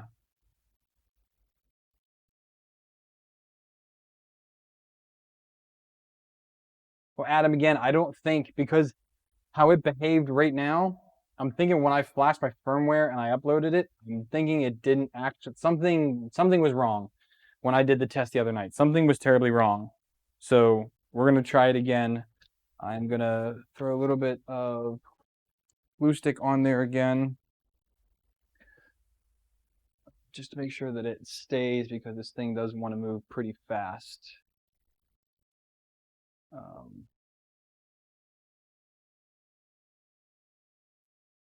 Okay, we're at temperature. Now it's going to do the auto bed leveling sequence, just like it should.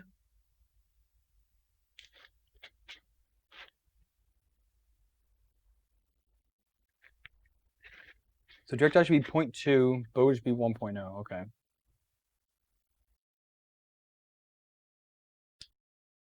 People are switching to it. Like there's a lot of the 3D printing YouTubers have switched to it.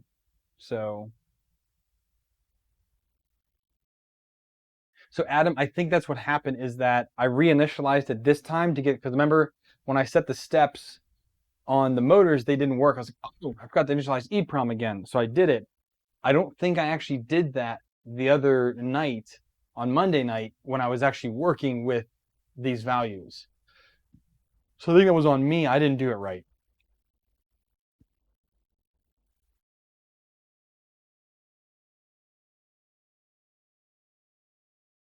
So maybe this time we'll get something a little bit better. I mean, I don't think anybody's doing content on this printer except for me right now.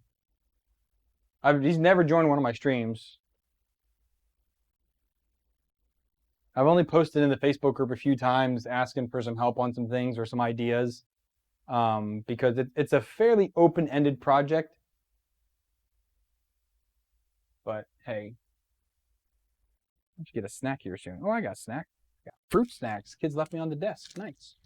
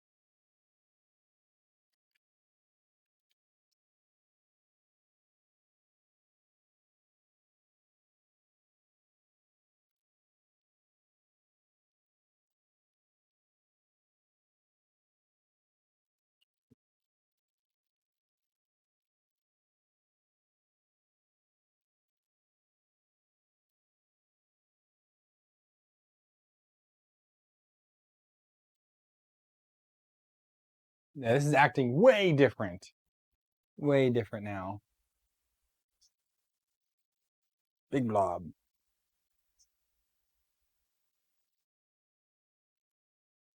Oh yeah, that's pretty crummy. Yeah, we're definitely going to be up on this higher end here.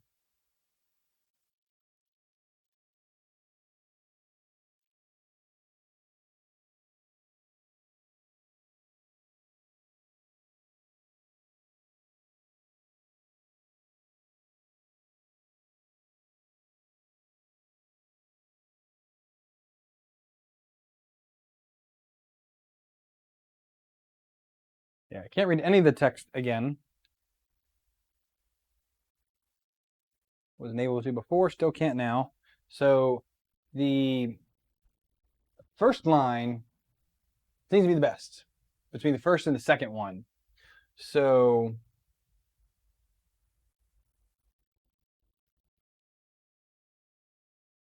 what I need to do is change out the values. So we need to start at 0 and let's end at, what do you think, Kenny? If I start at 0, end at 0.2, or we could end at 0.4, right? And then the range would be, what would the stepping be? Not 0.2, 0.05?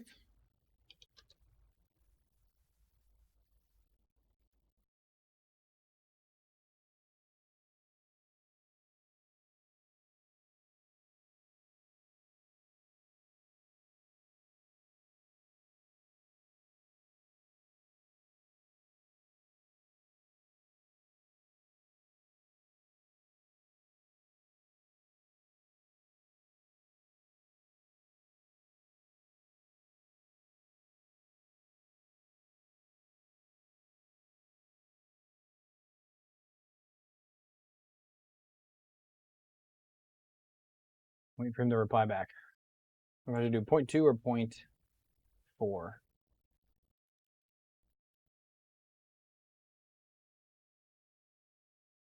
So this should give me 8 lines doing it this way.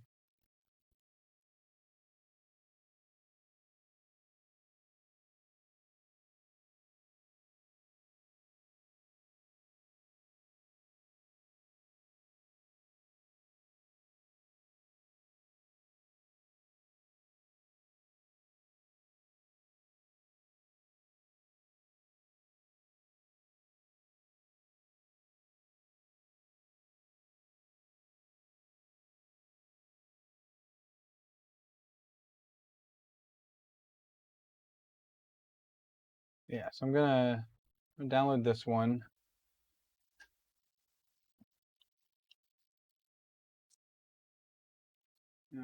Okay. Oh. Yeah, we're going to cut this. Paste it in here. Okay. Now we'll try this again.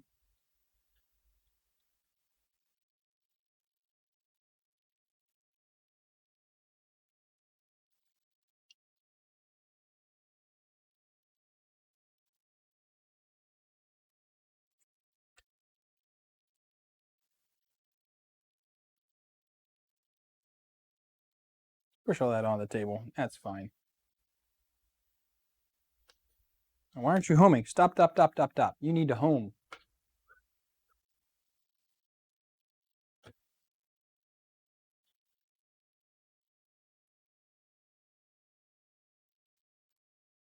I need to lower my values again.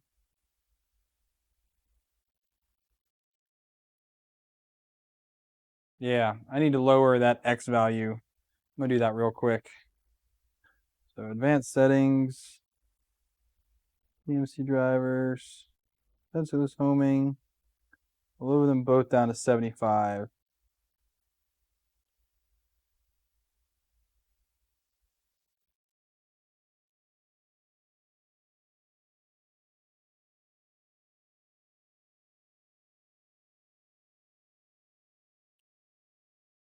Yeah, let's go with that.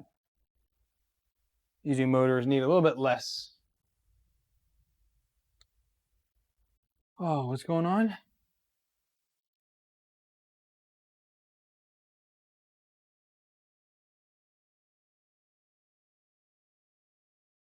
Two SKR boards at Marlin. I found the SKR boards pretty easy to eventually figure it out once I started to actually figure out that stuff.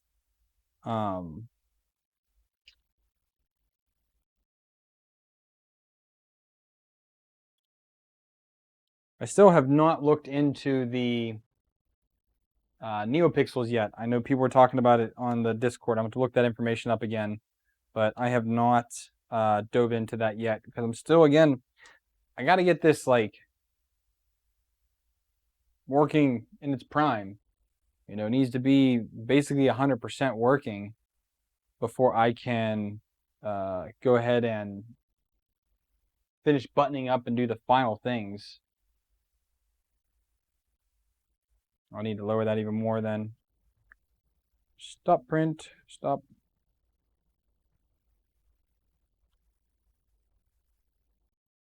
Reset. All right.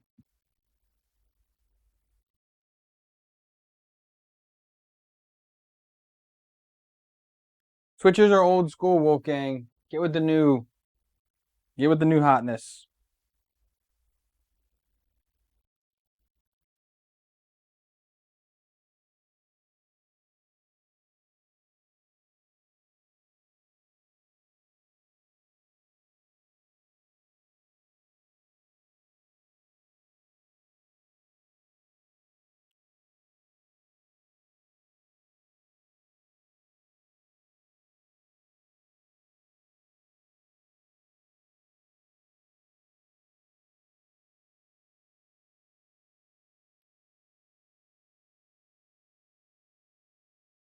'70 seems to work better, I think. So far, so good. We'll see. Yeah, that goes.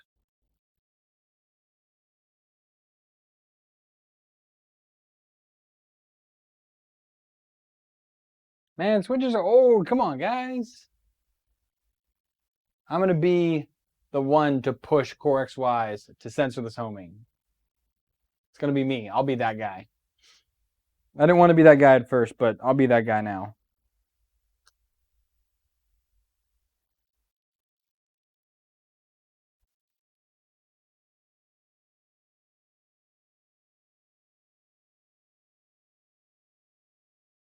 Andrew, got the new motors installed, and now I'm retuning linear advance because I did it wrong the other night. I wish I would have known that, but I didn't. So I'm going to try to retune linear advance again, load that into Prusa Slicer, and then try the retraction test again in Prusa Slicer and see if that helps at all.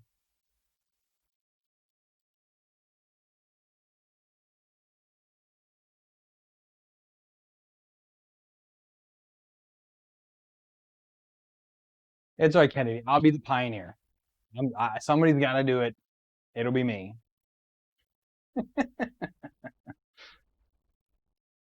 Never thought I'd be doing that. I've been the first to do things in the past, just not 3D printing.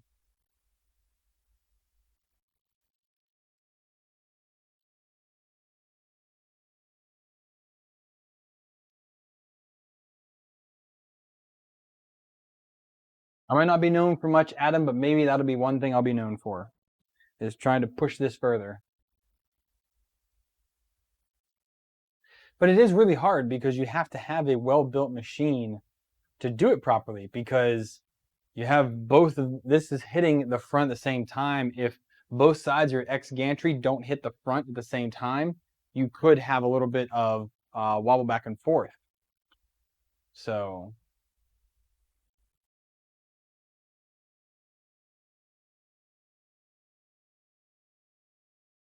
I mean, if I did do switches, I don't know, maybe do optical or proximity. Proximity wouldn't really work because I'd have to put metal bits on here, but opticals. I've seen people do optical on the Y. I don't know if I've seen anybody do optical on X for this printer yet.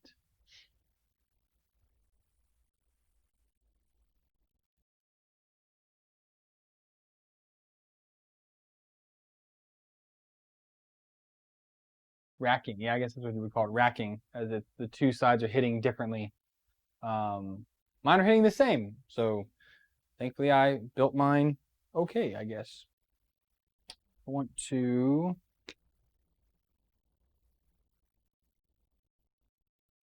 a little more glue where those numbers go down.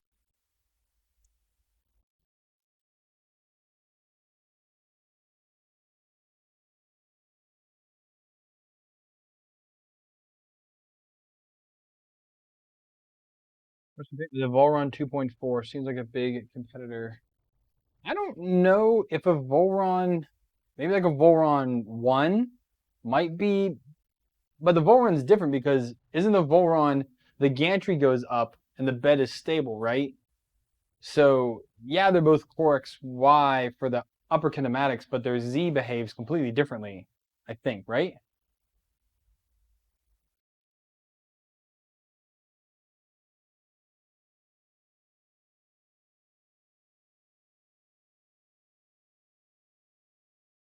Okay, is a Volron completely enclosed? Because this will end up being mostly enclosed.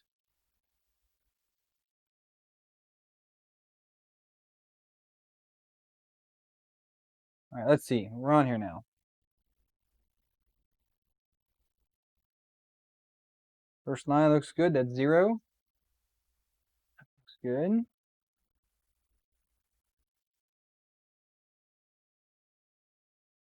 All right, so 0.05 looks to be the best. I mean, 0 is pretty good. But everything else has started having those blobs as it's going through, and you want to have no blobs, right?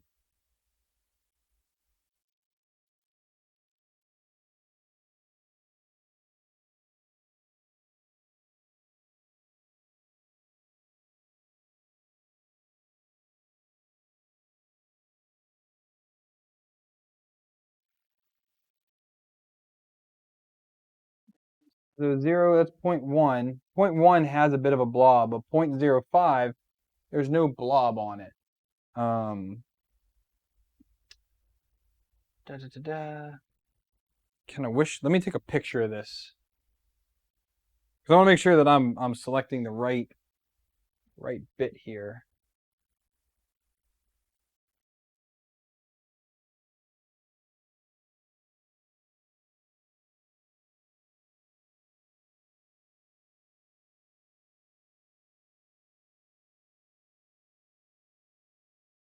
Come on, how do we?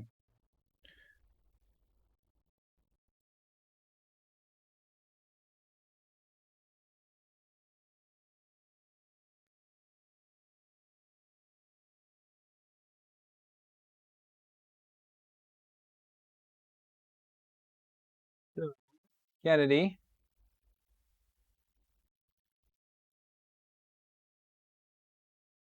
Focus on the camera, maybe.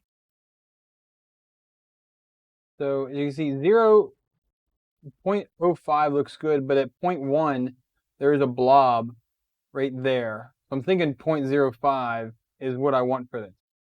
So correct me if I'm wrong on that, because again, the rest of these have blobs there. I think that's bad.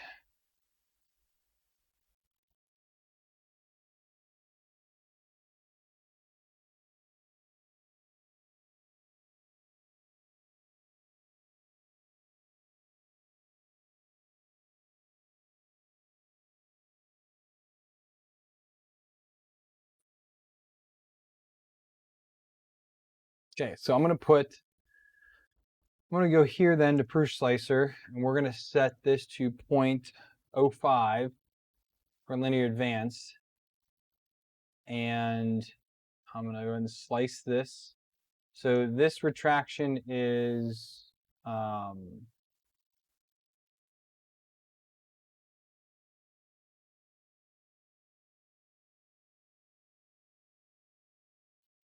I was using a 1mm retraction. I'm gonna use 1mm retraction. We go down to that at 30. We'll have it wipe.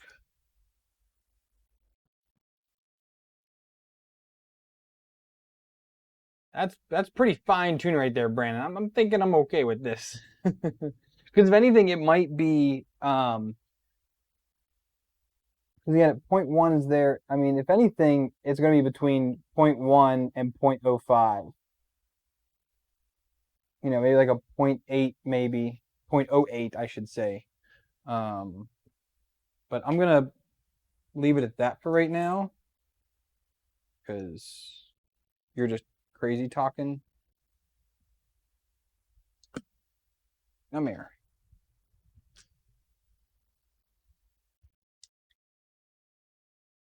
Um, See you, Adam. Slice that now. All right, so we're gonna slice this test. This is the teaching test, teaching tech retraction test.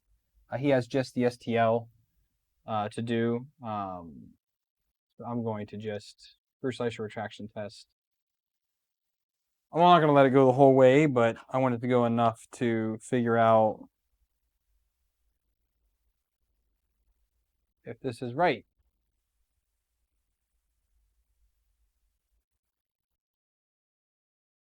The correct filament file to Discord. Okay, I appreciate that, Aaron. We can try that out later. I'm going to download it though. Okay, and then actually, I'm gonna go ahead and play with it while we're waiting for this to heat up. So start slicing. Create, or we want to import from local disk. PLA export.bin. Okay. With all of that, yep, okay. There we go. And that gives us all the settings.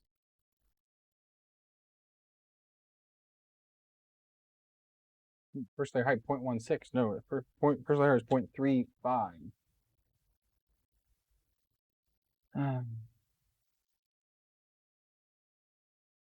Version width 0.72. That's fine. Track speed 40 to. Yeah, well, if we're gonna finish this, figure out this retraction part now. What are you doing? What are you doing? What are you doing? What are you doing? What are you doing? You're still too high, I guess. Glad I caught that.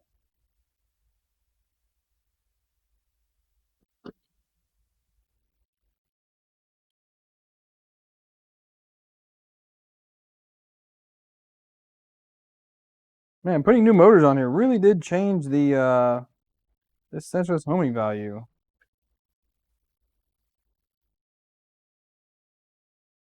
$60. We'll try auto home. See how it goes. Function auto home.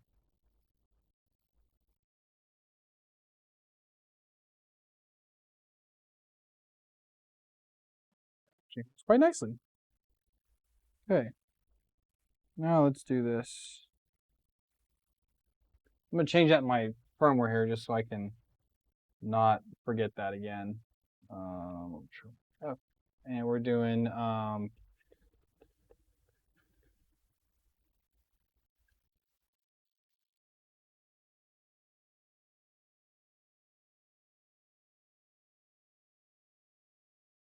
sensitivity down to 60 on those.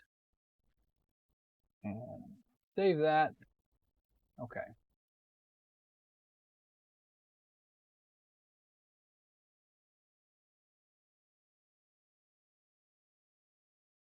I think that's crooked.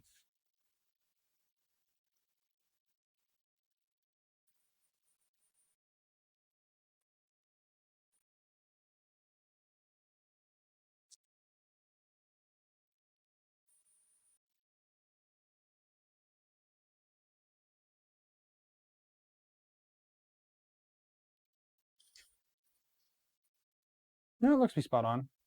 Okay. All right.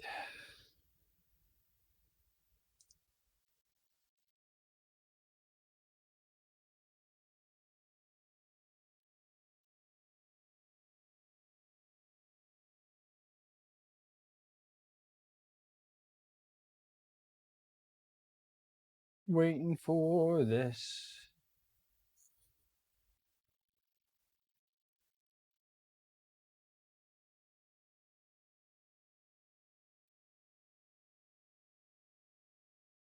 It would be interesting if this would have took me actually doing linear advance correctly for this to stop being wispy. If it is, I'll be super pumped because again, the prints coming off Proof Slicer are definitely better than what they are Simplified 3D in this case. So I would be happy to have that, the best prints available to be able to achieve that. Because this is not a cheap or simple build. It really isn't. Like this is kind of the extreme build. Wolfgang, it is not. It comes with the this little IR sensor crap, but it actually doesn't work. It doesn't fit even on the stock design, and it doesn't fit with a Volcano either. And I have a Volcano. Here it is.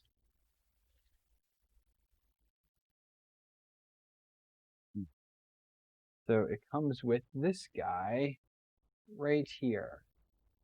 It was on my hand, not my sign. It comes with this little guy right here. So it's got this diode that looks down and does the probing, but this does not actually fit behind that. So it's super pointless, even on the stock configuration. And then it definitely does not work with a Volcano hot end. I would have had to totally redesign. I redesigned a lot of the hot end parts, or would have had to do a whole lot more for that. I think there's.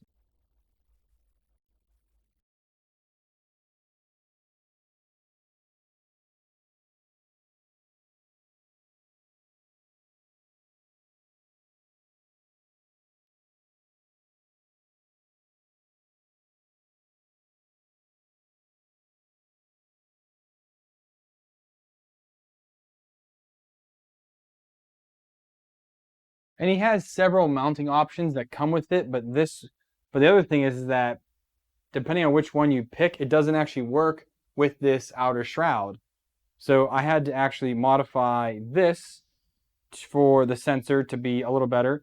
Then I had to modify this also. See, I took out the 4 screws from the front here because that was just stupid, to mount the sandwich, this, then the fan, and then the actual clamp for the V6. It was just dumb. So this is independent now, but it didn't clear on this side over here, so I had to go ahead and modify that position as well to make it wider to be able to actually do that. So I modified quite a few parts for this printer, actually, more than I thought I was ever going to.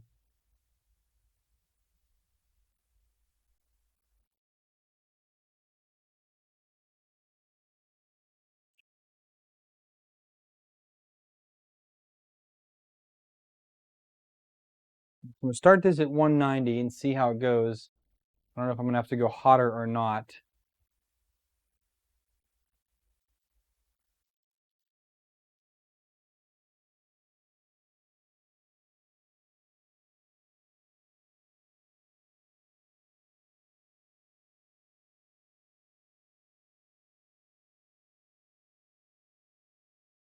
Wish I could zoom in further. Sorry, guys.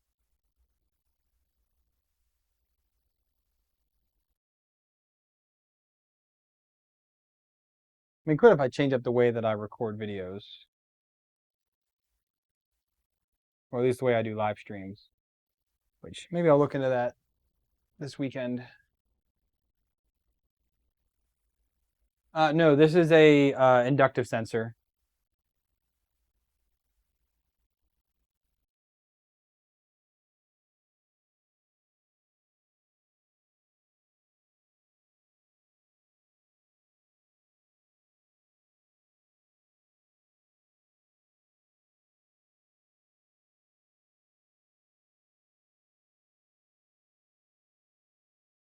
So I like to say the IR sensor should fit with a double 4010 cover. Cool. 4010 suck for cooling, even double. I much prefer, this has the 5015 blower on it with the modified mount here for Volcano, because again, I'm running a Volcano. 4010 fan, I'm sorry, I really dislike them. They suck on cloudy printers. They use 4010 fans. They suck on what? Two Trees used it. TiVo uses them. They're just not good. Alpha, what's it called? They use it too. Anycube uses them as well. 5015s is or a 40 or one of these, a 4020 blower. This is what you should be using for part cooling fans. If you're a big PLA printer. If you don't print PLA, it doesn't really matter. ABS it's not on, and PETG it's at a minimum level anyways.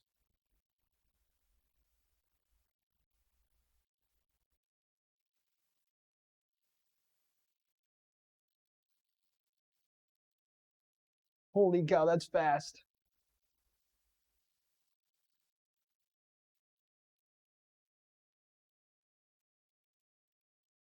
Could definitely hear that extruder working now.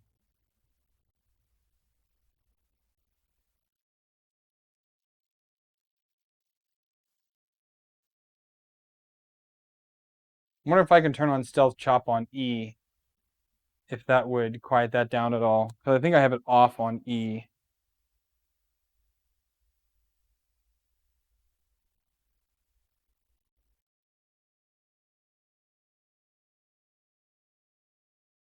Well, it's on. Linear advance definitely makes this extruder, this motor, much, much louder. And there's that fan.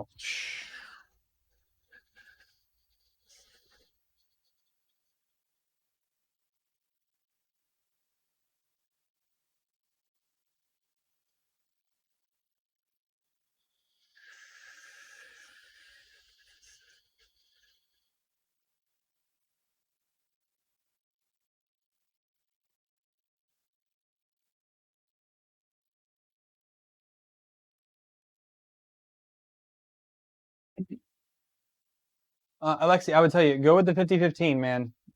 It's much, you get much better cooling out of it. The stock cooler, I think, does a pretty good job. I get really good cooling, in my opinion, on parts. Yeah, I have StealthChop on Z and E is enabled, just X and Y it's off.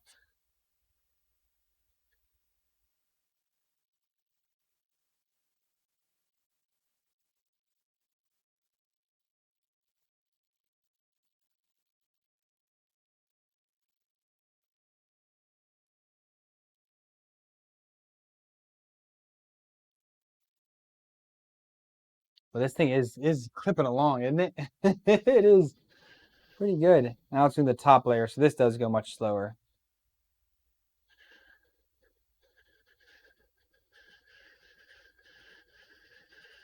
I have the top layer go real nice and slow. I want to get a real nice top layer on there.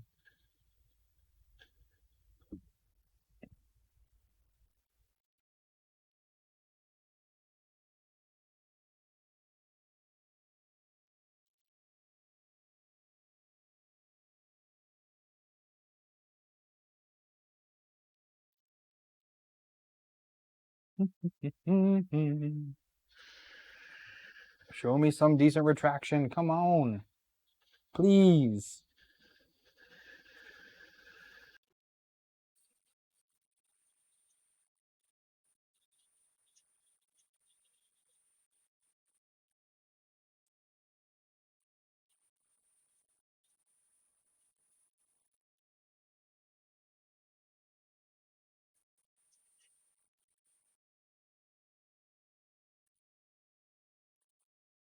Nope, it's still doing it. It's still wisping.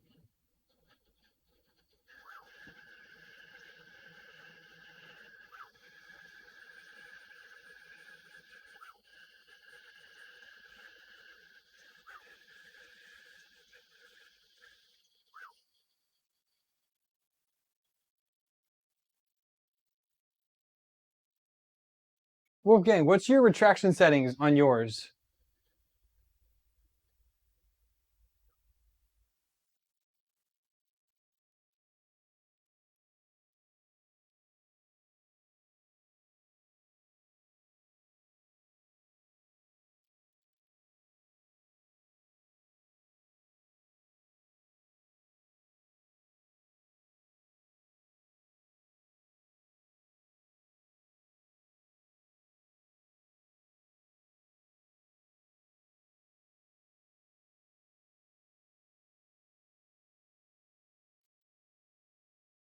So let me pull this off and show you guys what it's doing here. Here. So see the wisp? That's what it's doing. It has these very fine wisps on it. The traction is good, but I don't know why it still has these wisps. I mean, I can't print much colder. This is at 190. It is really, really cold. I don't know what else to change to eliminate those.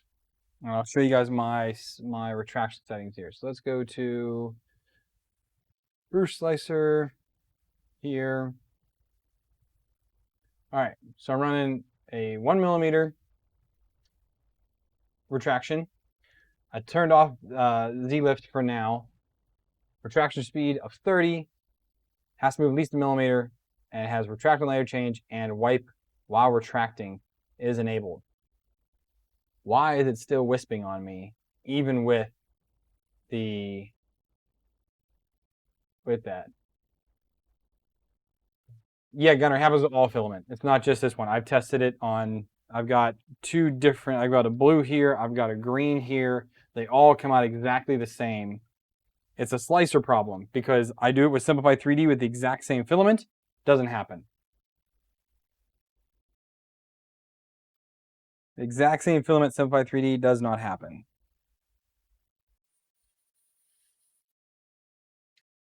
So you think just speed? But I tried doing it before and it was still doing it even when I had a faster speed.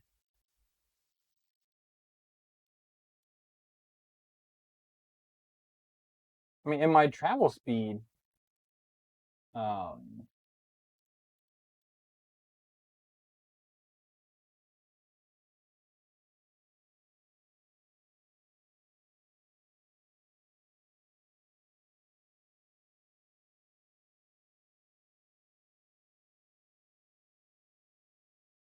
not using Cura, never gonna happen. So I have the K value set in there. Cooling fan is there.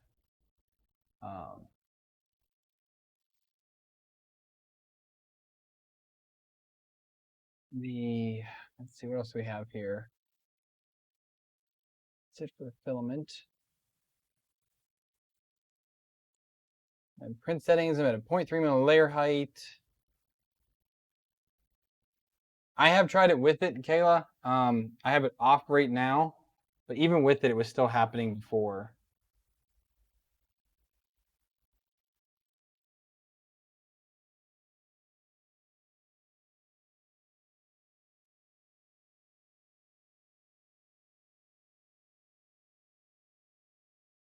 With linear advance, turn off wipe while retracting.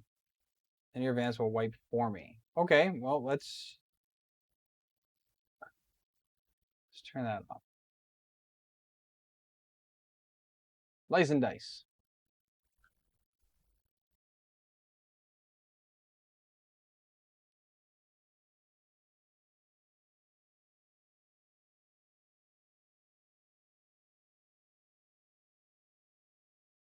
Okay. Then here.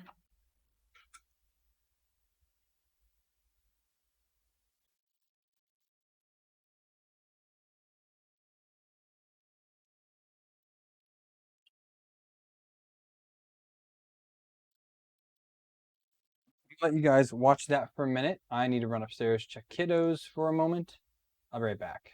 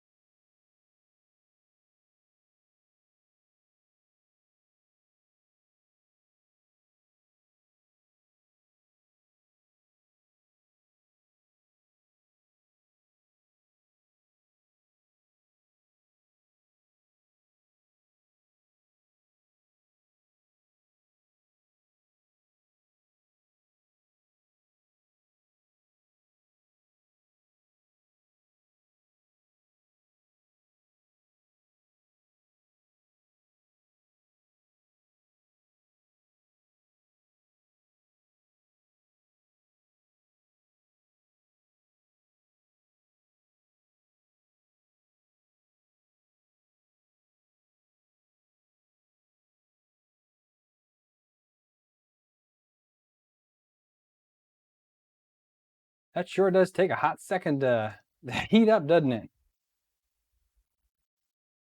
The hot end's heating up now, almost there. So Wolfgang, you're saying print outer first. I don't like printing outer first because I like building off of that interior, especially with overhangs. You get better overhangs when you print inner to outer.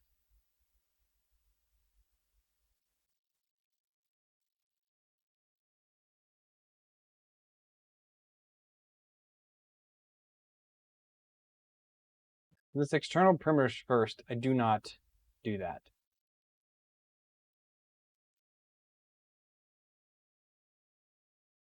Yes, Vince, there is a new alpha. I have not tried it yet.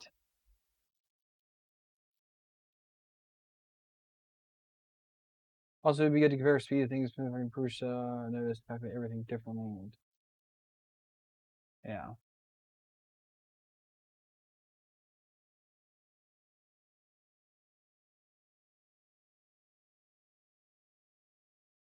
Yeah, Jim, it wouldn't matter for the test, but if doing that kind of solves it, it still makes printing other things worse, especially overhangs.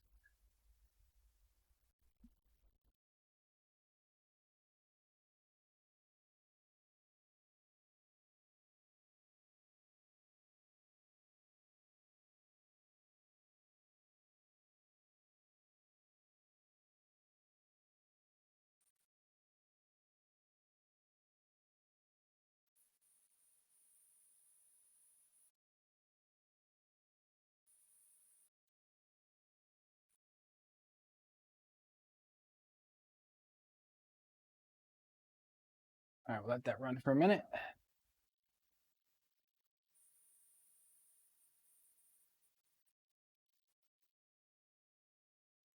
Well, Jim, that's something I don't change, nor do I want to change per print. I want it always to be the same. I don't like tweaking a lot of things between prints or 4 different prints. I just don't like doing that. That's one of those things I just don't want to change.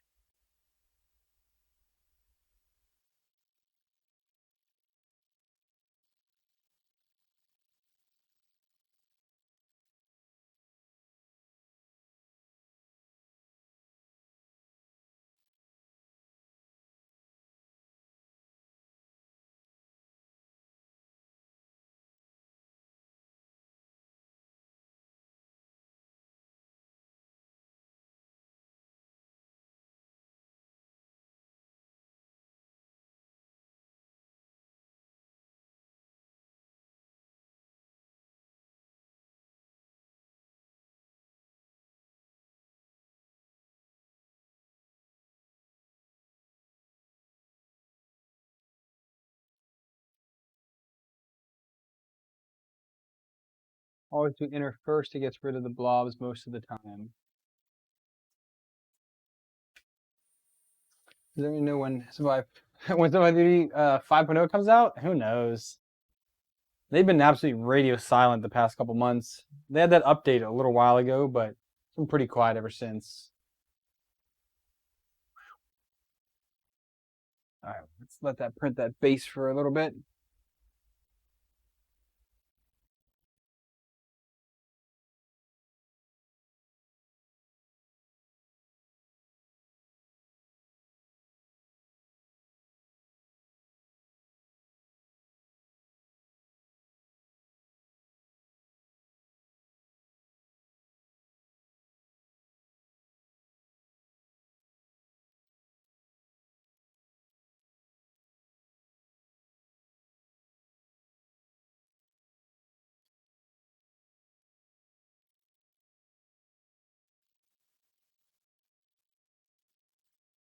You can feel all the motors, make sure everything is not getting too warm. I don't want to have too hot of motors. I cannot wait to enclose this thing. It's gonna be fun.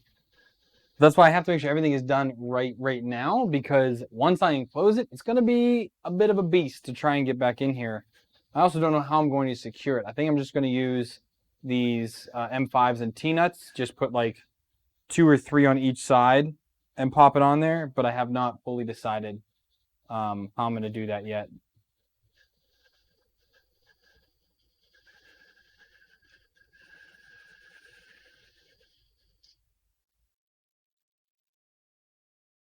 Bankruptcy or going out of business for my 3D.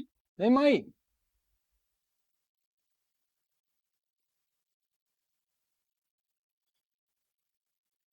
I just wish there was another slicer like them.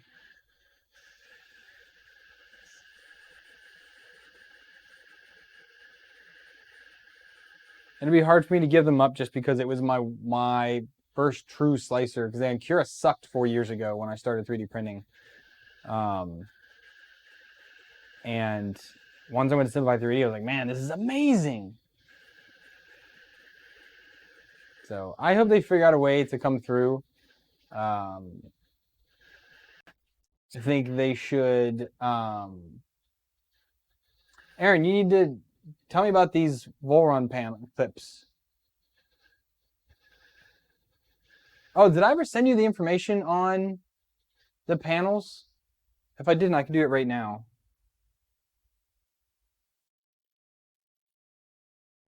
Find my email.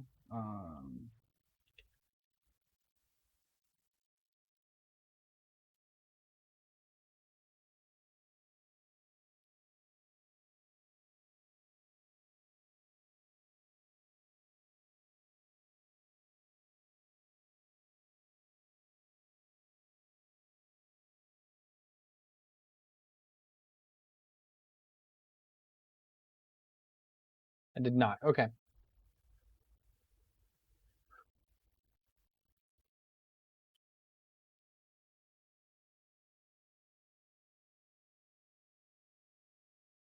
I need to sneeze. It's too slow muting the mic, so I kind of held it in. That hurt. Oh, don't hold sneezes in, kids.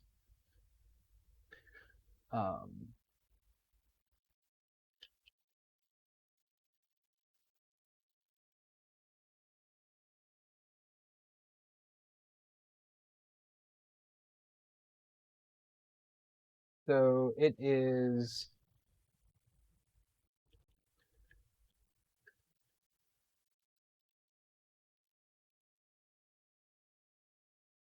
Comex foamed PVC sheets. I'm gonna send it to you in the mod channel. So that's what I bought, and you can have it custom cut to size.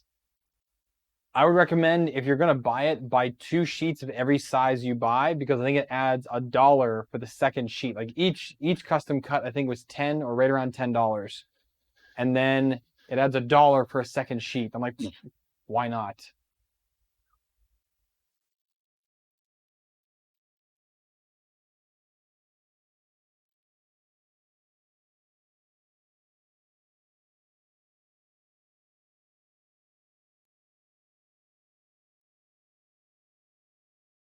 It's still doing it. Let me try something real quick. Let me see if I do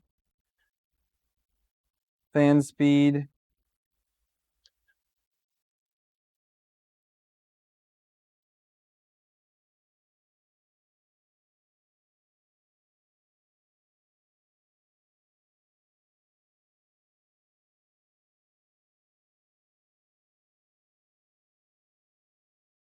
So it might be the fan. I turned the fan down to 50%.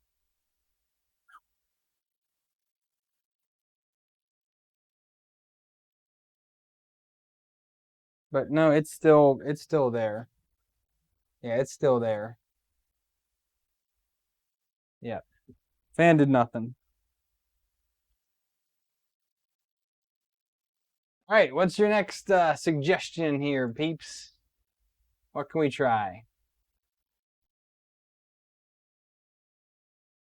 So I think it's just that wispiness. It's not actually like stringing. So 1mm is good. But so this time we did, where am I at here? Here. So we're still at 1mm. I'm doing 45mm a second retraction speed. And I've disabled the wipe per Kennedy's deal.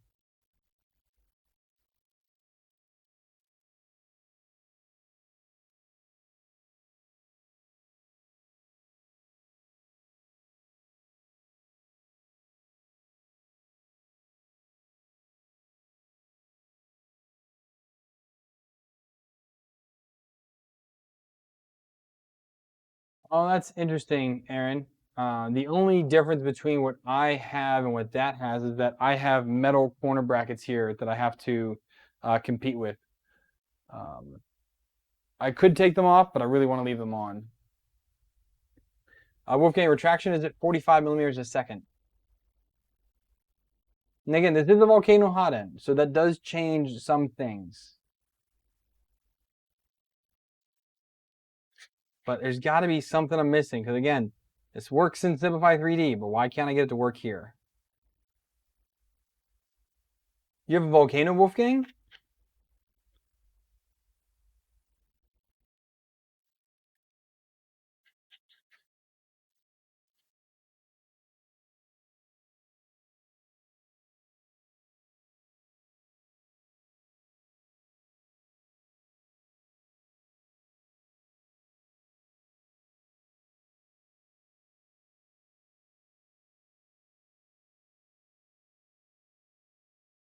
$65 just seems high, because I had at 30 millimeters a second, it was fine in Simplify 3D. You're running volcano. Okay, let's try 65 then.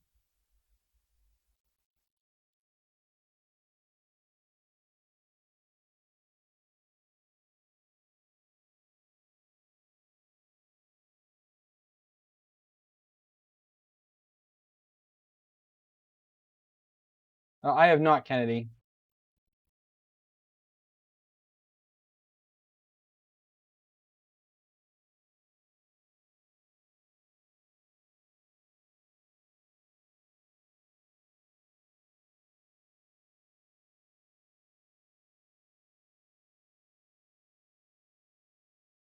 No, Jim. I want to print big, fat layers very fast with this.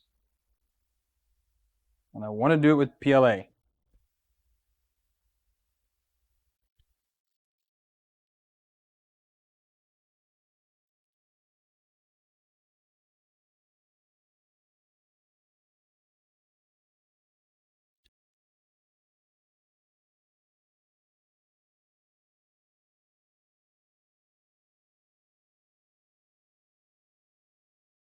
I will get this to work. I am determined to get this to work.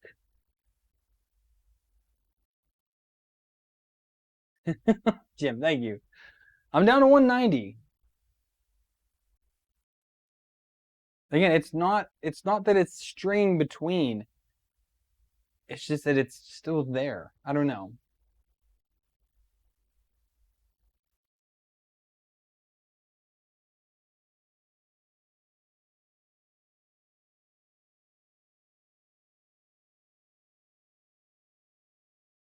We can try that. Let's see what this looks like. Because I have print files, test.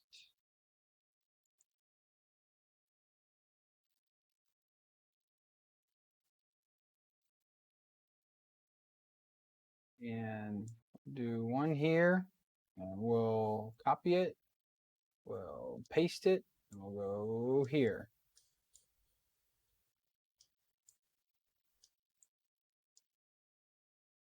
How about we do that, Kennedy?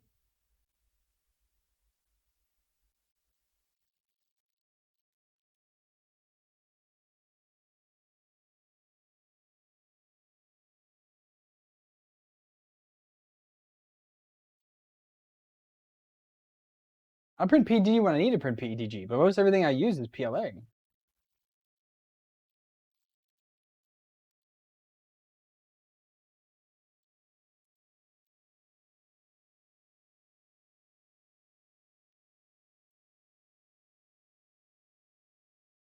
I also don't know if I don't have a 0.6 standard nozzle.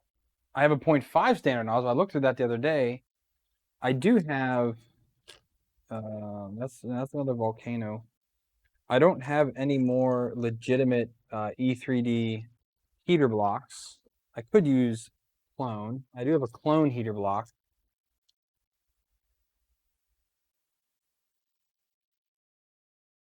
Yeah, I have a clone heater block.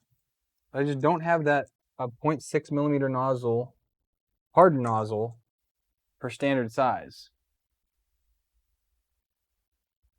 Guess I could buy one, but I don't want to buy any more stuff. I have all these things.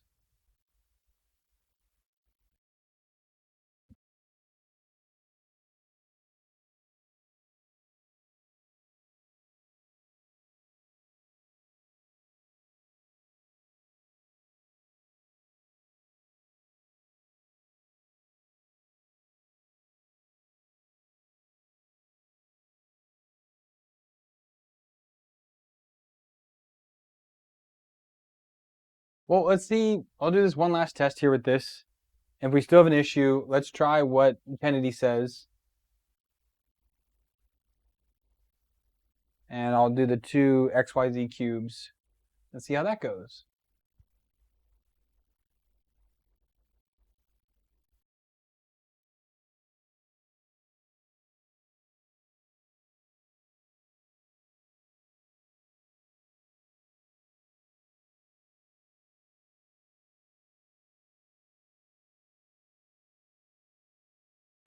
Temperature now should be starting here in a second.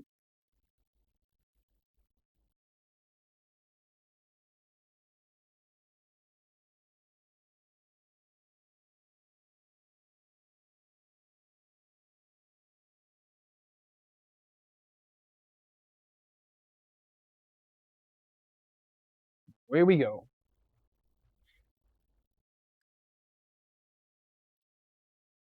Yeah, I have two volcanoes. Again, one is on the X1 and this one. They both have a 0.6.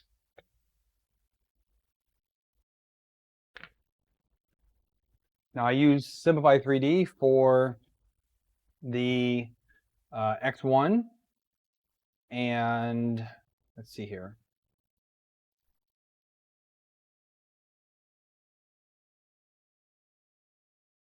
The TPU settings. I don't want TPU settings. Regular, or is it Sidewinder X1?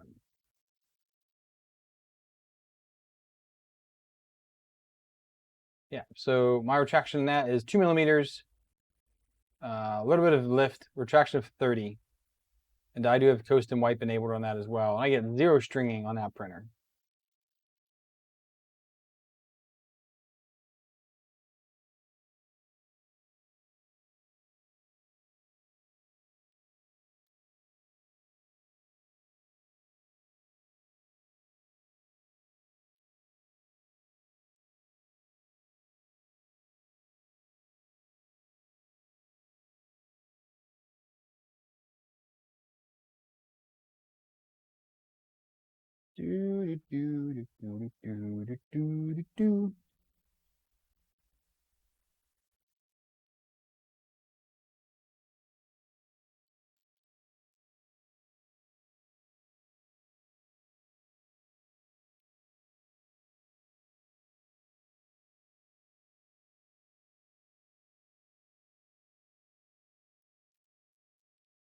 The speed, come on here real soon.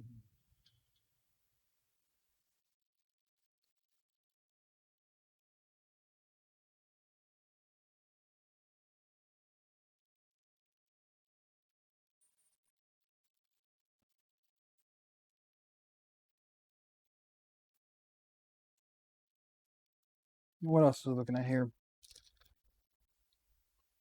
Yeah, so LEDs still need to do on this. I need to do the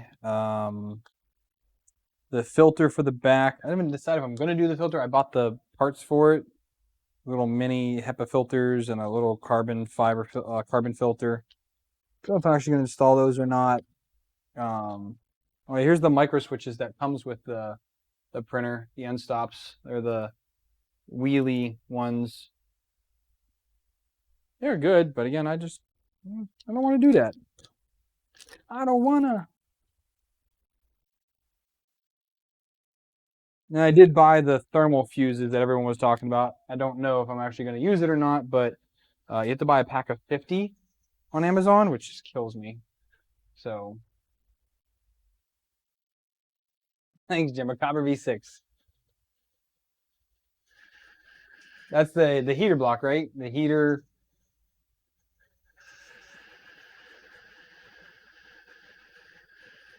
I don't want just PLA, I want all the filaments.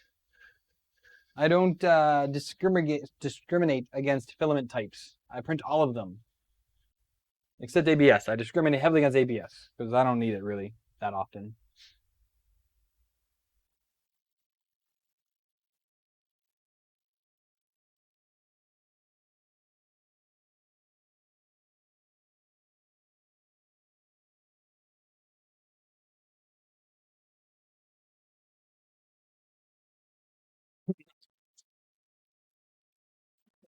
Stuff on Amazon, or is that on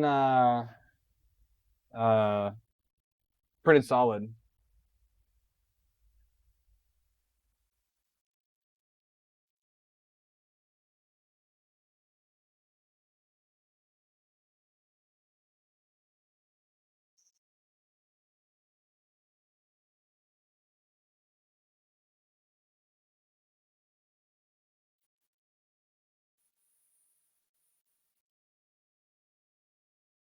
Well, Ryan, you and Aaron would get along very well because he also loves himself some ABS, which is why he's printing a Volron.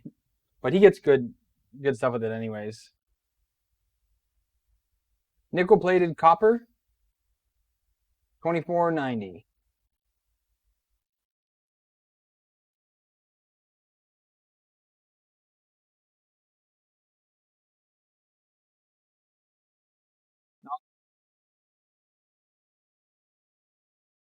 $75 millimeter, $30. 0.6 millimeter, yeah, $30.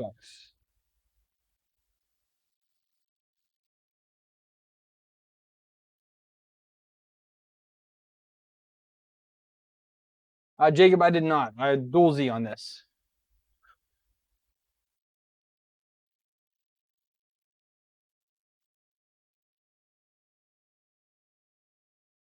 All right, we're still seeing it. I'm going to turn the temperature down a little bit more. We'll see if it doesn't jam.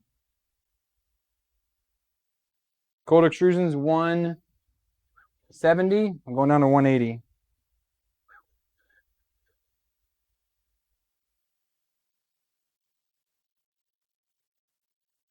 Again, I'm just curious.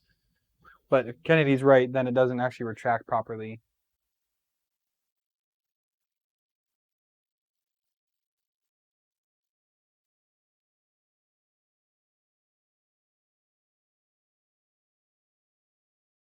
Yeah, we're still there. Okay, let's stop this. And let's prep this this other print here real quick. So Bruce slicer. Yeah.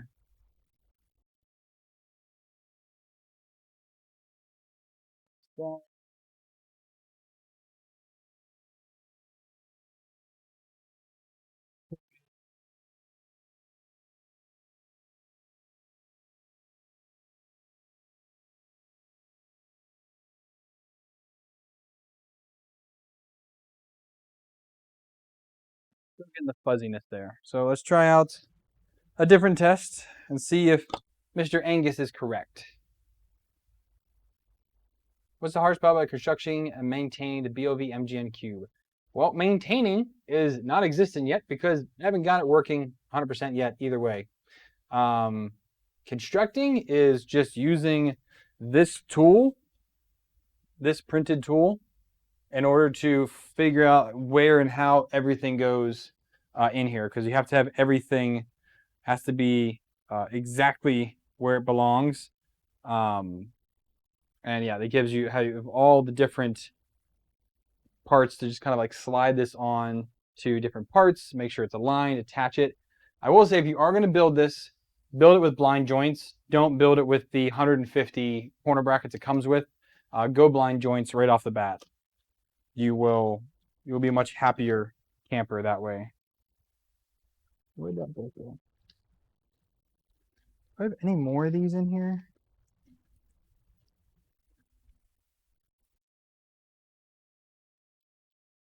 I think I need to get out some more black bolts. I think I've used them all up now. Yeah, I think this is the last one, which is a 10 mil. These are 8 mils, I think. Yeah. We got some more 10 mils.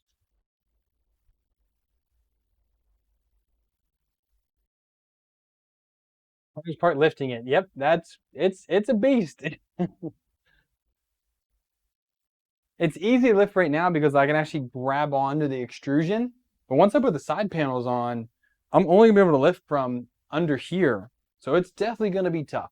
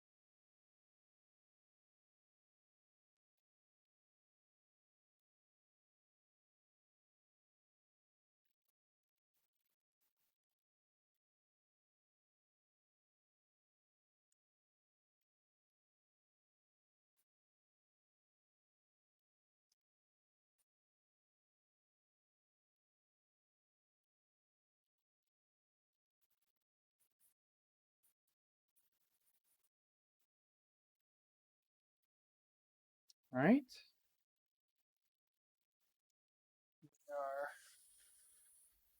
Heating up the nozzle now.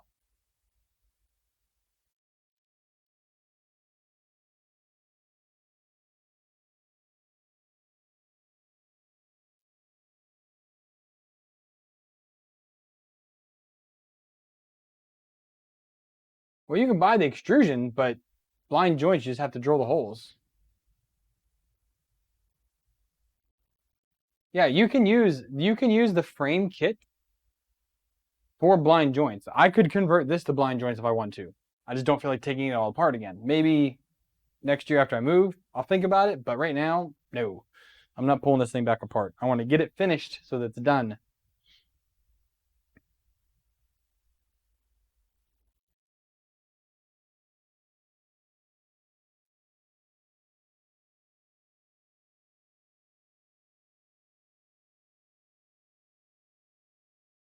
Resin drill. I mean, the holes don't have to be that accurate either. Like you can use a larger diameter hole than the Allen wrench to get it in there. It's really not that bad. Because I ended up doing blind joints on Master Crane. And I'll be doing blind joints on Ultra Magnus as well.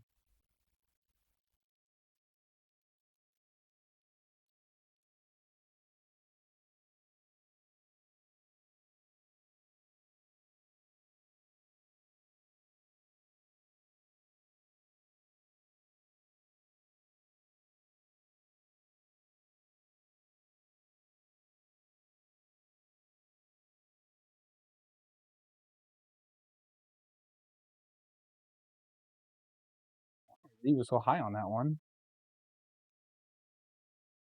All right, so this is 2 XYZ calibration cubes printed, I don't know, a ways apart from each other.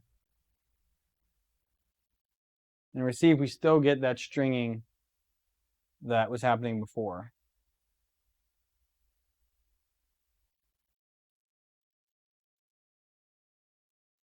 That wispiness, sorry, not stringing, wispiness. Well, Jacob, you just tap them then. Buy an M6 tap or an M5 tap, whatever your extrusion needs.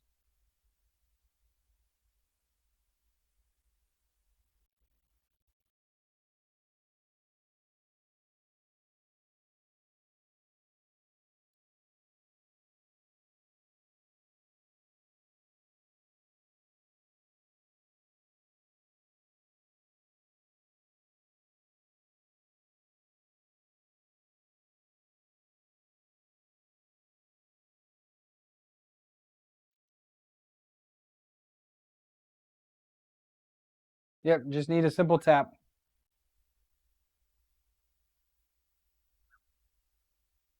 Thing really starts kicking it once it gets going.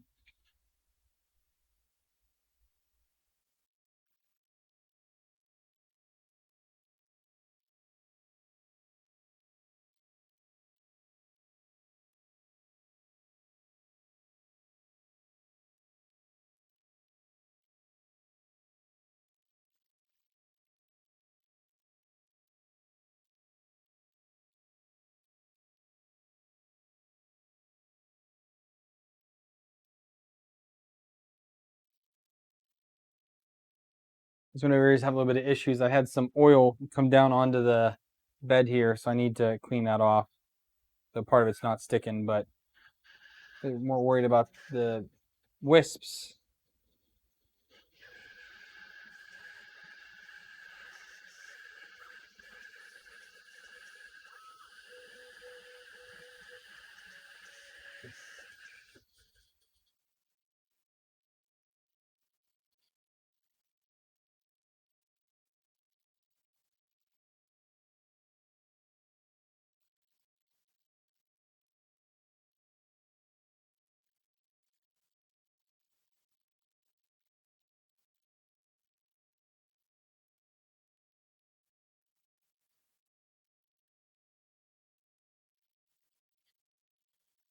I'm still noticing it. That's the thing is.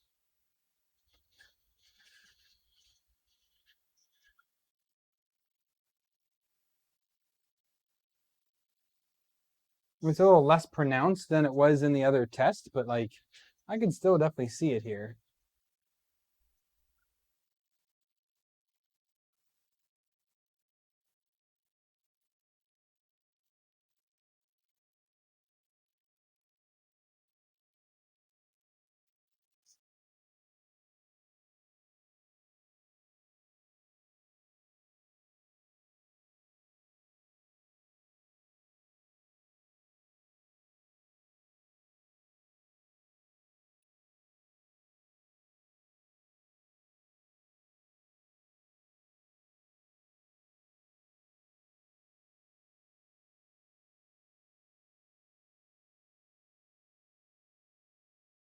Yeah, it's still there. It's almost like I'm over extruding and it's still, the nozzle is still touching the plastic when it goes and does the movements.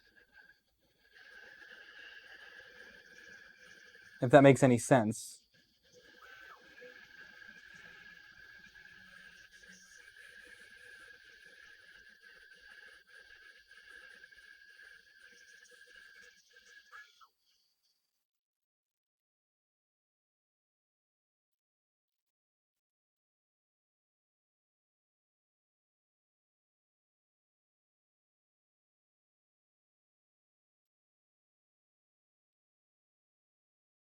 Yeah, like it's still right here.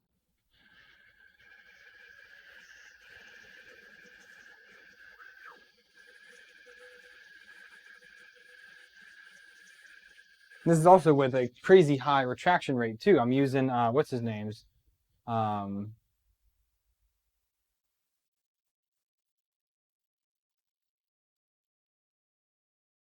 using Wolfgang's speed of 65 millimeters a second. And Z-lift is enabled on this as well. So the only thing I think we can try to do a little bit higher retraction. Yeah, Ryan, the last test I did was without Z-hop. This one's with Z-hop.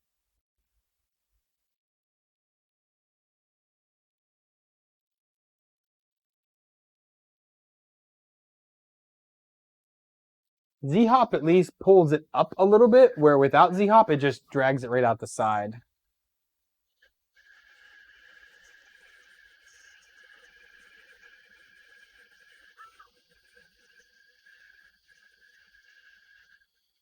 Maybe I am over extruding a little bit. Maybe that's why it's doing it.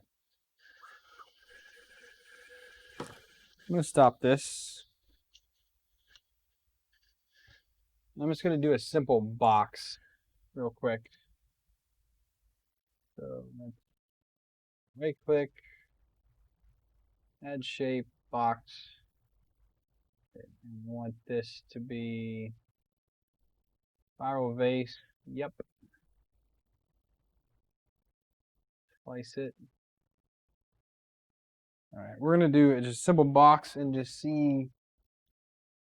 Make sure my extrusion multiplier is okay, because that's the only thing I can really think of that's still making this do that, is that I'm pushing too much plastic out, and because I'm over extruding, the nozzle is still dragging on that filament as it's trying to do its change.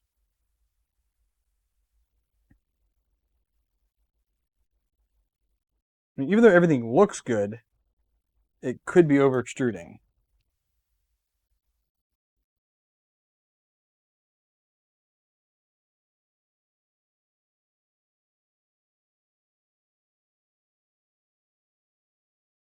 Yeah, Jim, this is a box and base mode.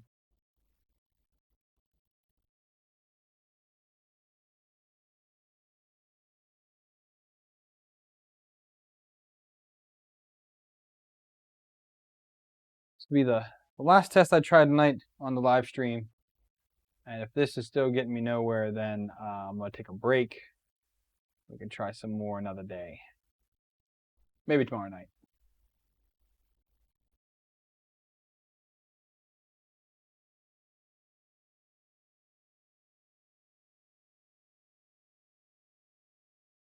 A Reptor tool? I'm not sure what you mean, Jim.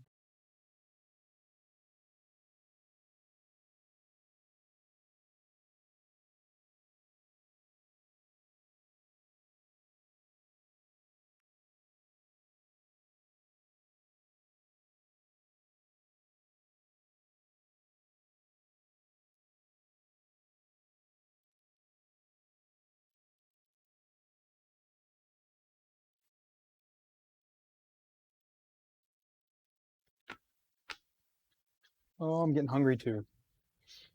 And it's getting late. That's for wow, that's 3 hours now. Holy heck, man. Time flies when you're troubleshooting a 3D printer.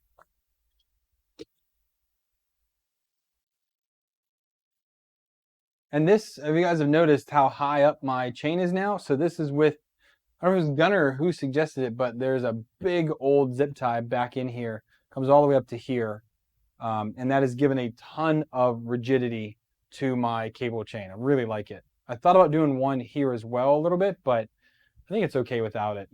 But definitely gave me a ton of rigidity up here, and it's keeping that cable chain really nice and high. I never would have thought about using a big old zip tie for that. But you have to have big zip ties.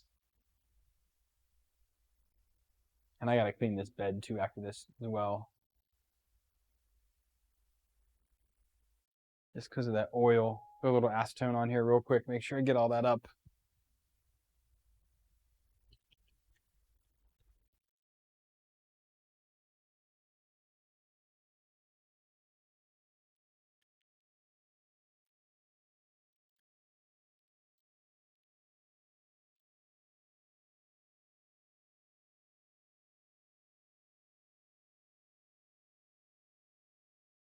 Just for you. There you go.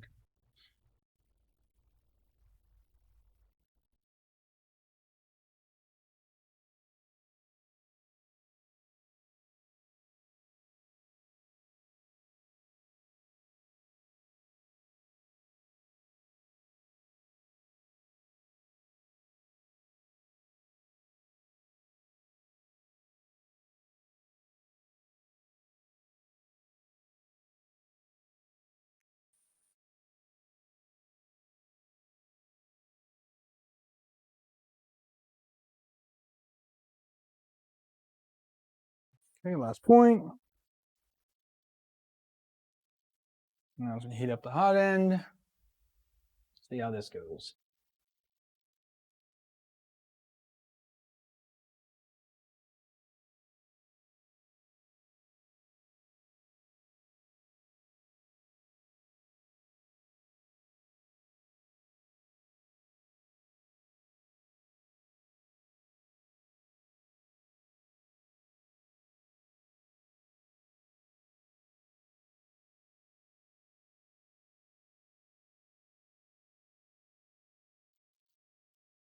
Heating, heating, heating.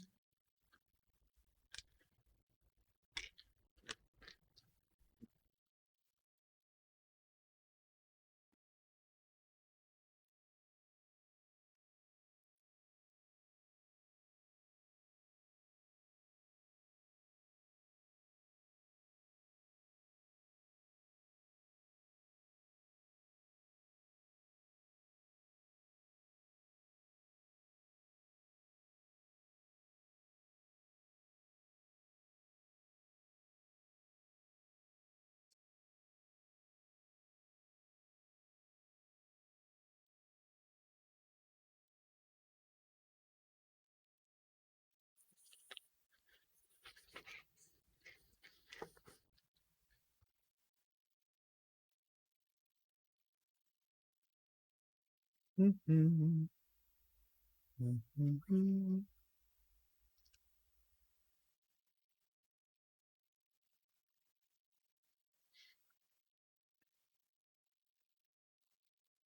right now, what am I at here? So, my extrusion multiplier is, I think it's just set to 1.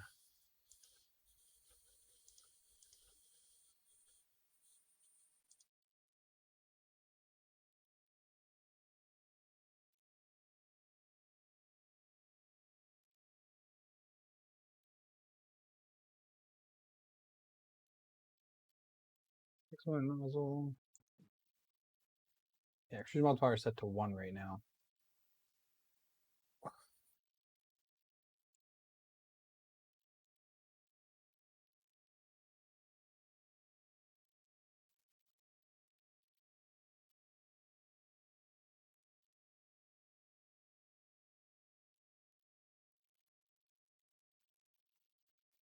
God, that first layer is slow.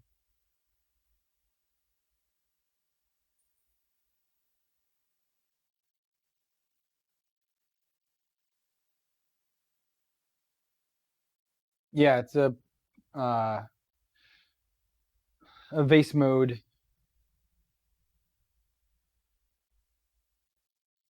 print.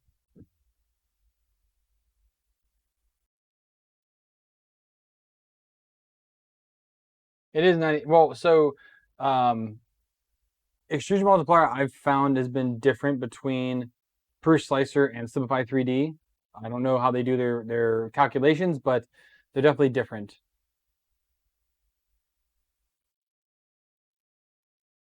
I think the Ender 3, it's 1 in Prush Slicer, and then in Simplify 3D, my Ender 3 is 0.93 in Simplify 3D.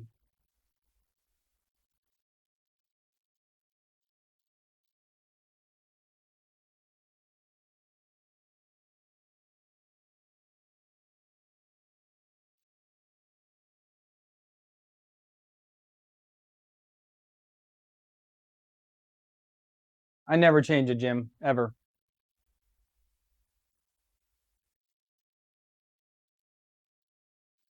I mean, per filament type maybe, but for like all PLA, it's always the same.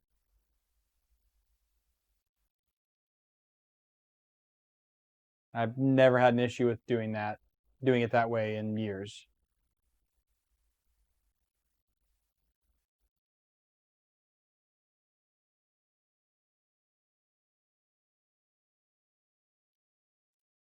But filament types, it definitely changes with filament types.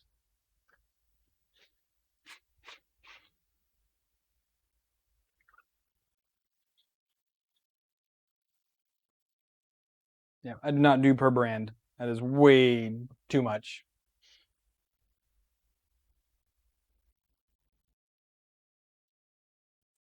And honestly, like for filaments these days, if you do change it per filament, you're changing it by, if anything, barely any number at all. You're not going to be like a 0.9 for one and a 0.98 for another. You're not. I mean,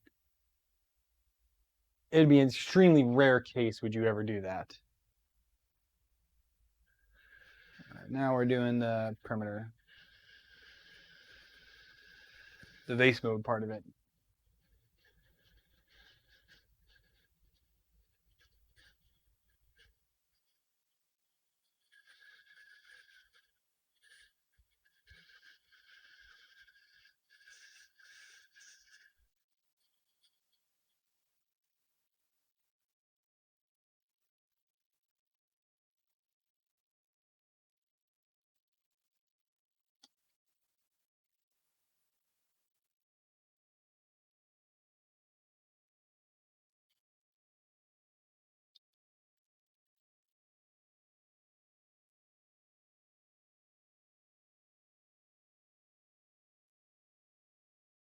PLA is the easiest thing to print.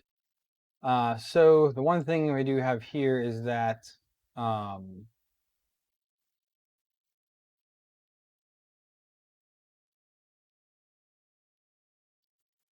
set that at, where is it at here? what's it called? So in my 3D.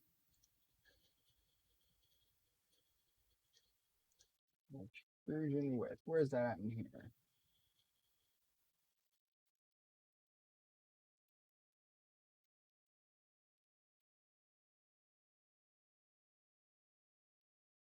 I think I have it all set to 6 in here.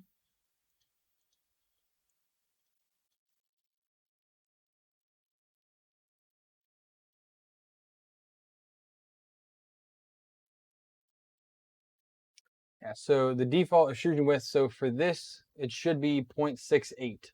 So once I get this out, we'll see what it is. And if it's any more or less than 0.68, I'll adjust the extrusion multiplier for that.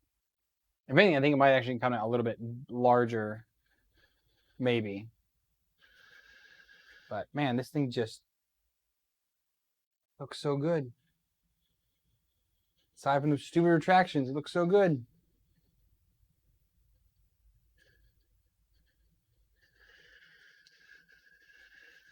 Yeah, Jim, I do not. I have, well, number one, I get filament sent to me from tons and tons of companies, dozens.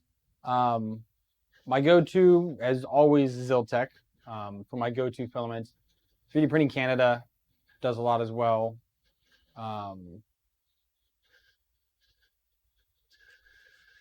Yeah, those are the two. Pretty much, but StealthChop is what I use for most everything, PLA and PETG.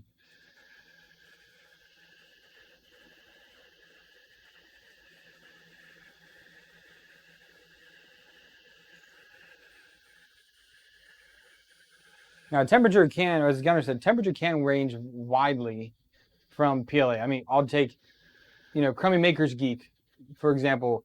You're printing that a minimum of 225 to 230 for PLA. That stuff has to run really, really hot. Hatchbox, I run actually pretty cold. So 195, 200 for me at 80 millimeters a second.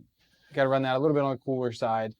Most everything else, so Filament 1, StealthChop, pretty much all the rest, I'll run at 210 for 60 millimeters a second and 215 for 80 millimeters a second.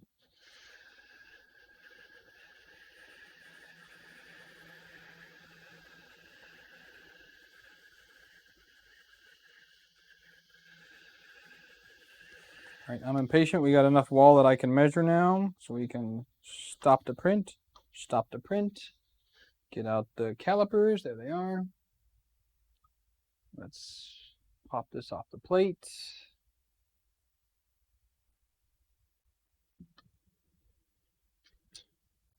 Okay, so here we have our box.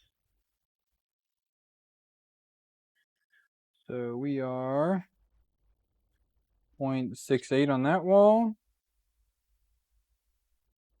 0.69,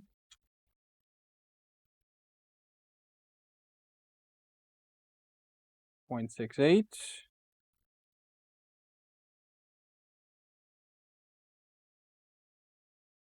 0.69. So we are pretty much on the ball with extrusion multiplier.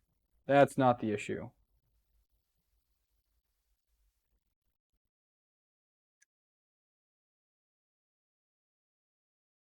Nine. Nice. The walls look fantastic. They really do. And the accuracy of this printer, the 34 millimeter box, we're at 34.06. 33.94.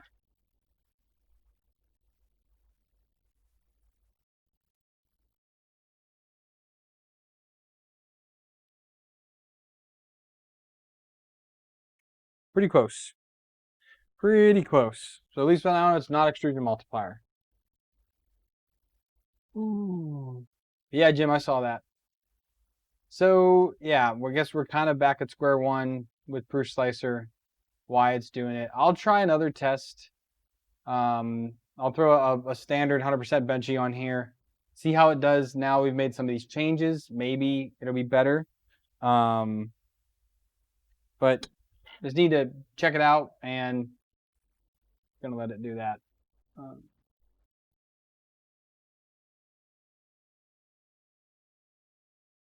Okay, well, I'm gonna call that a night then. I do have more things planned for the upcoming. Again, I want to work this a little bit more, but we're getting there. Just got to finish out these last little bits. I did order the switches for this, for the LEDs, so we can get that finished up. I don't think this week, but maybe next week, the week after, I'll start looking at the NeoPixel information on Discord, or if anybody has any more information to add to it, let me know there so I can start trying to get this to get set up, because I do want to run these NeoPixels different colors for different things. On Wise Printing, those will have probably an on-off switch as well. Not sure what I'll do yet though, but that's there. I think they did have a secondary plug is what they had that there for, but either way, we'll kind of see how that goes. Yeah, several videos I'm getting ready to do. I kind of want to get this like almost done so I can move on. But we've got the Firmware here now, and a couple other builds coming up in the near future. So we will see how it will go and go from there. So thank you guys for tuning in. Jim, thanks for the tips. I'm going to either pick up a copper block, or I'll pick up a nozzle X maybe, or a different volcano nozzle. I don't know yet, but we'll see what happens. But I thank everybody for tuning in. It's been a fun night. Got a lot more tuning done on this. Getting there. Not there yet, but it is taking its time. These custom builds do take a little bit more than buying another 3 off the shelf and tuning it. You got to do a lot of it a little more manually. So we're going to get there soon, I think. And I really hope so as well. And so we can start closing this and calling this project complete. So thank you for tuning in, guys. If you want to help out build projects like this, you become a patron. Down below, there's a link for that. You donate $1 a month. That's all it takes. Get access to after show, behind the scenes, things like that. Haven't done after show in a while, but I've been doing a lot of live streams. That's kind of where I've been with all of this. But either way, all these projects are funded by patrons or people like Jim donating through Super Chat. So I appreciate everyone who does that. There's other links down below for Buy Me a Coffee or Streamlabs tips, and there's a bunch of affiliate links down there that you can check out. There's also some discount codes for like Ziltech. If you want to build one of these yourself, go to Ziltech, buy some extrusion, get 15% off my coupon. It's a pretty good deal. Can't get extrusion much cheaper than that. So check all that down below. Other than that, hope you have a good night. I'll be back tomorrow night, Saturday night, for my Saturday night 3D printing hangout, and I'll see you guys then. So happy printing.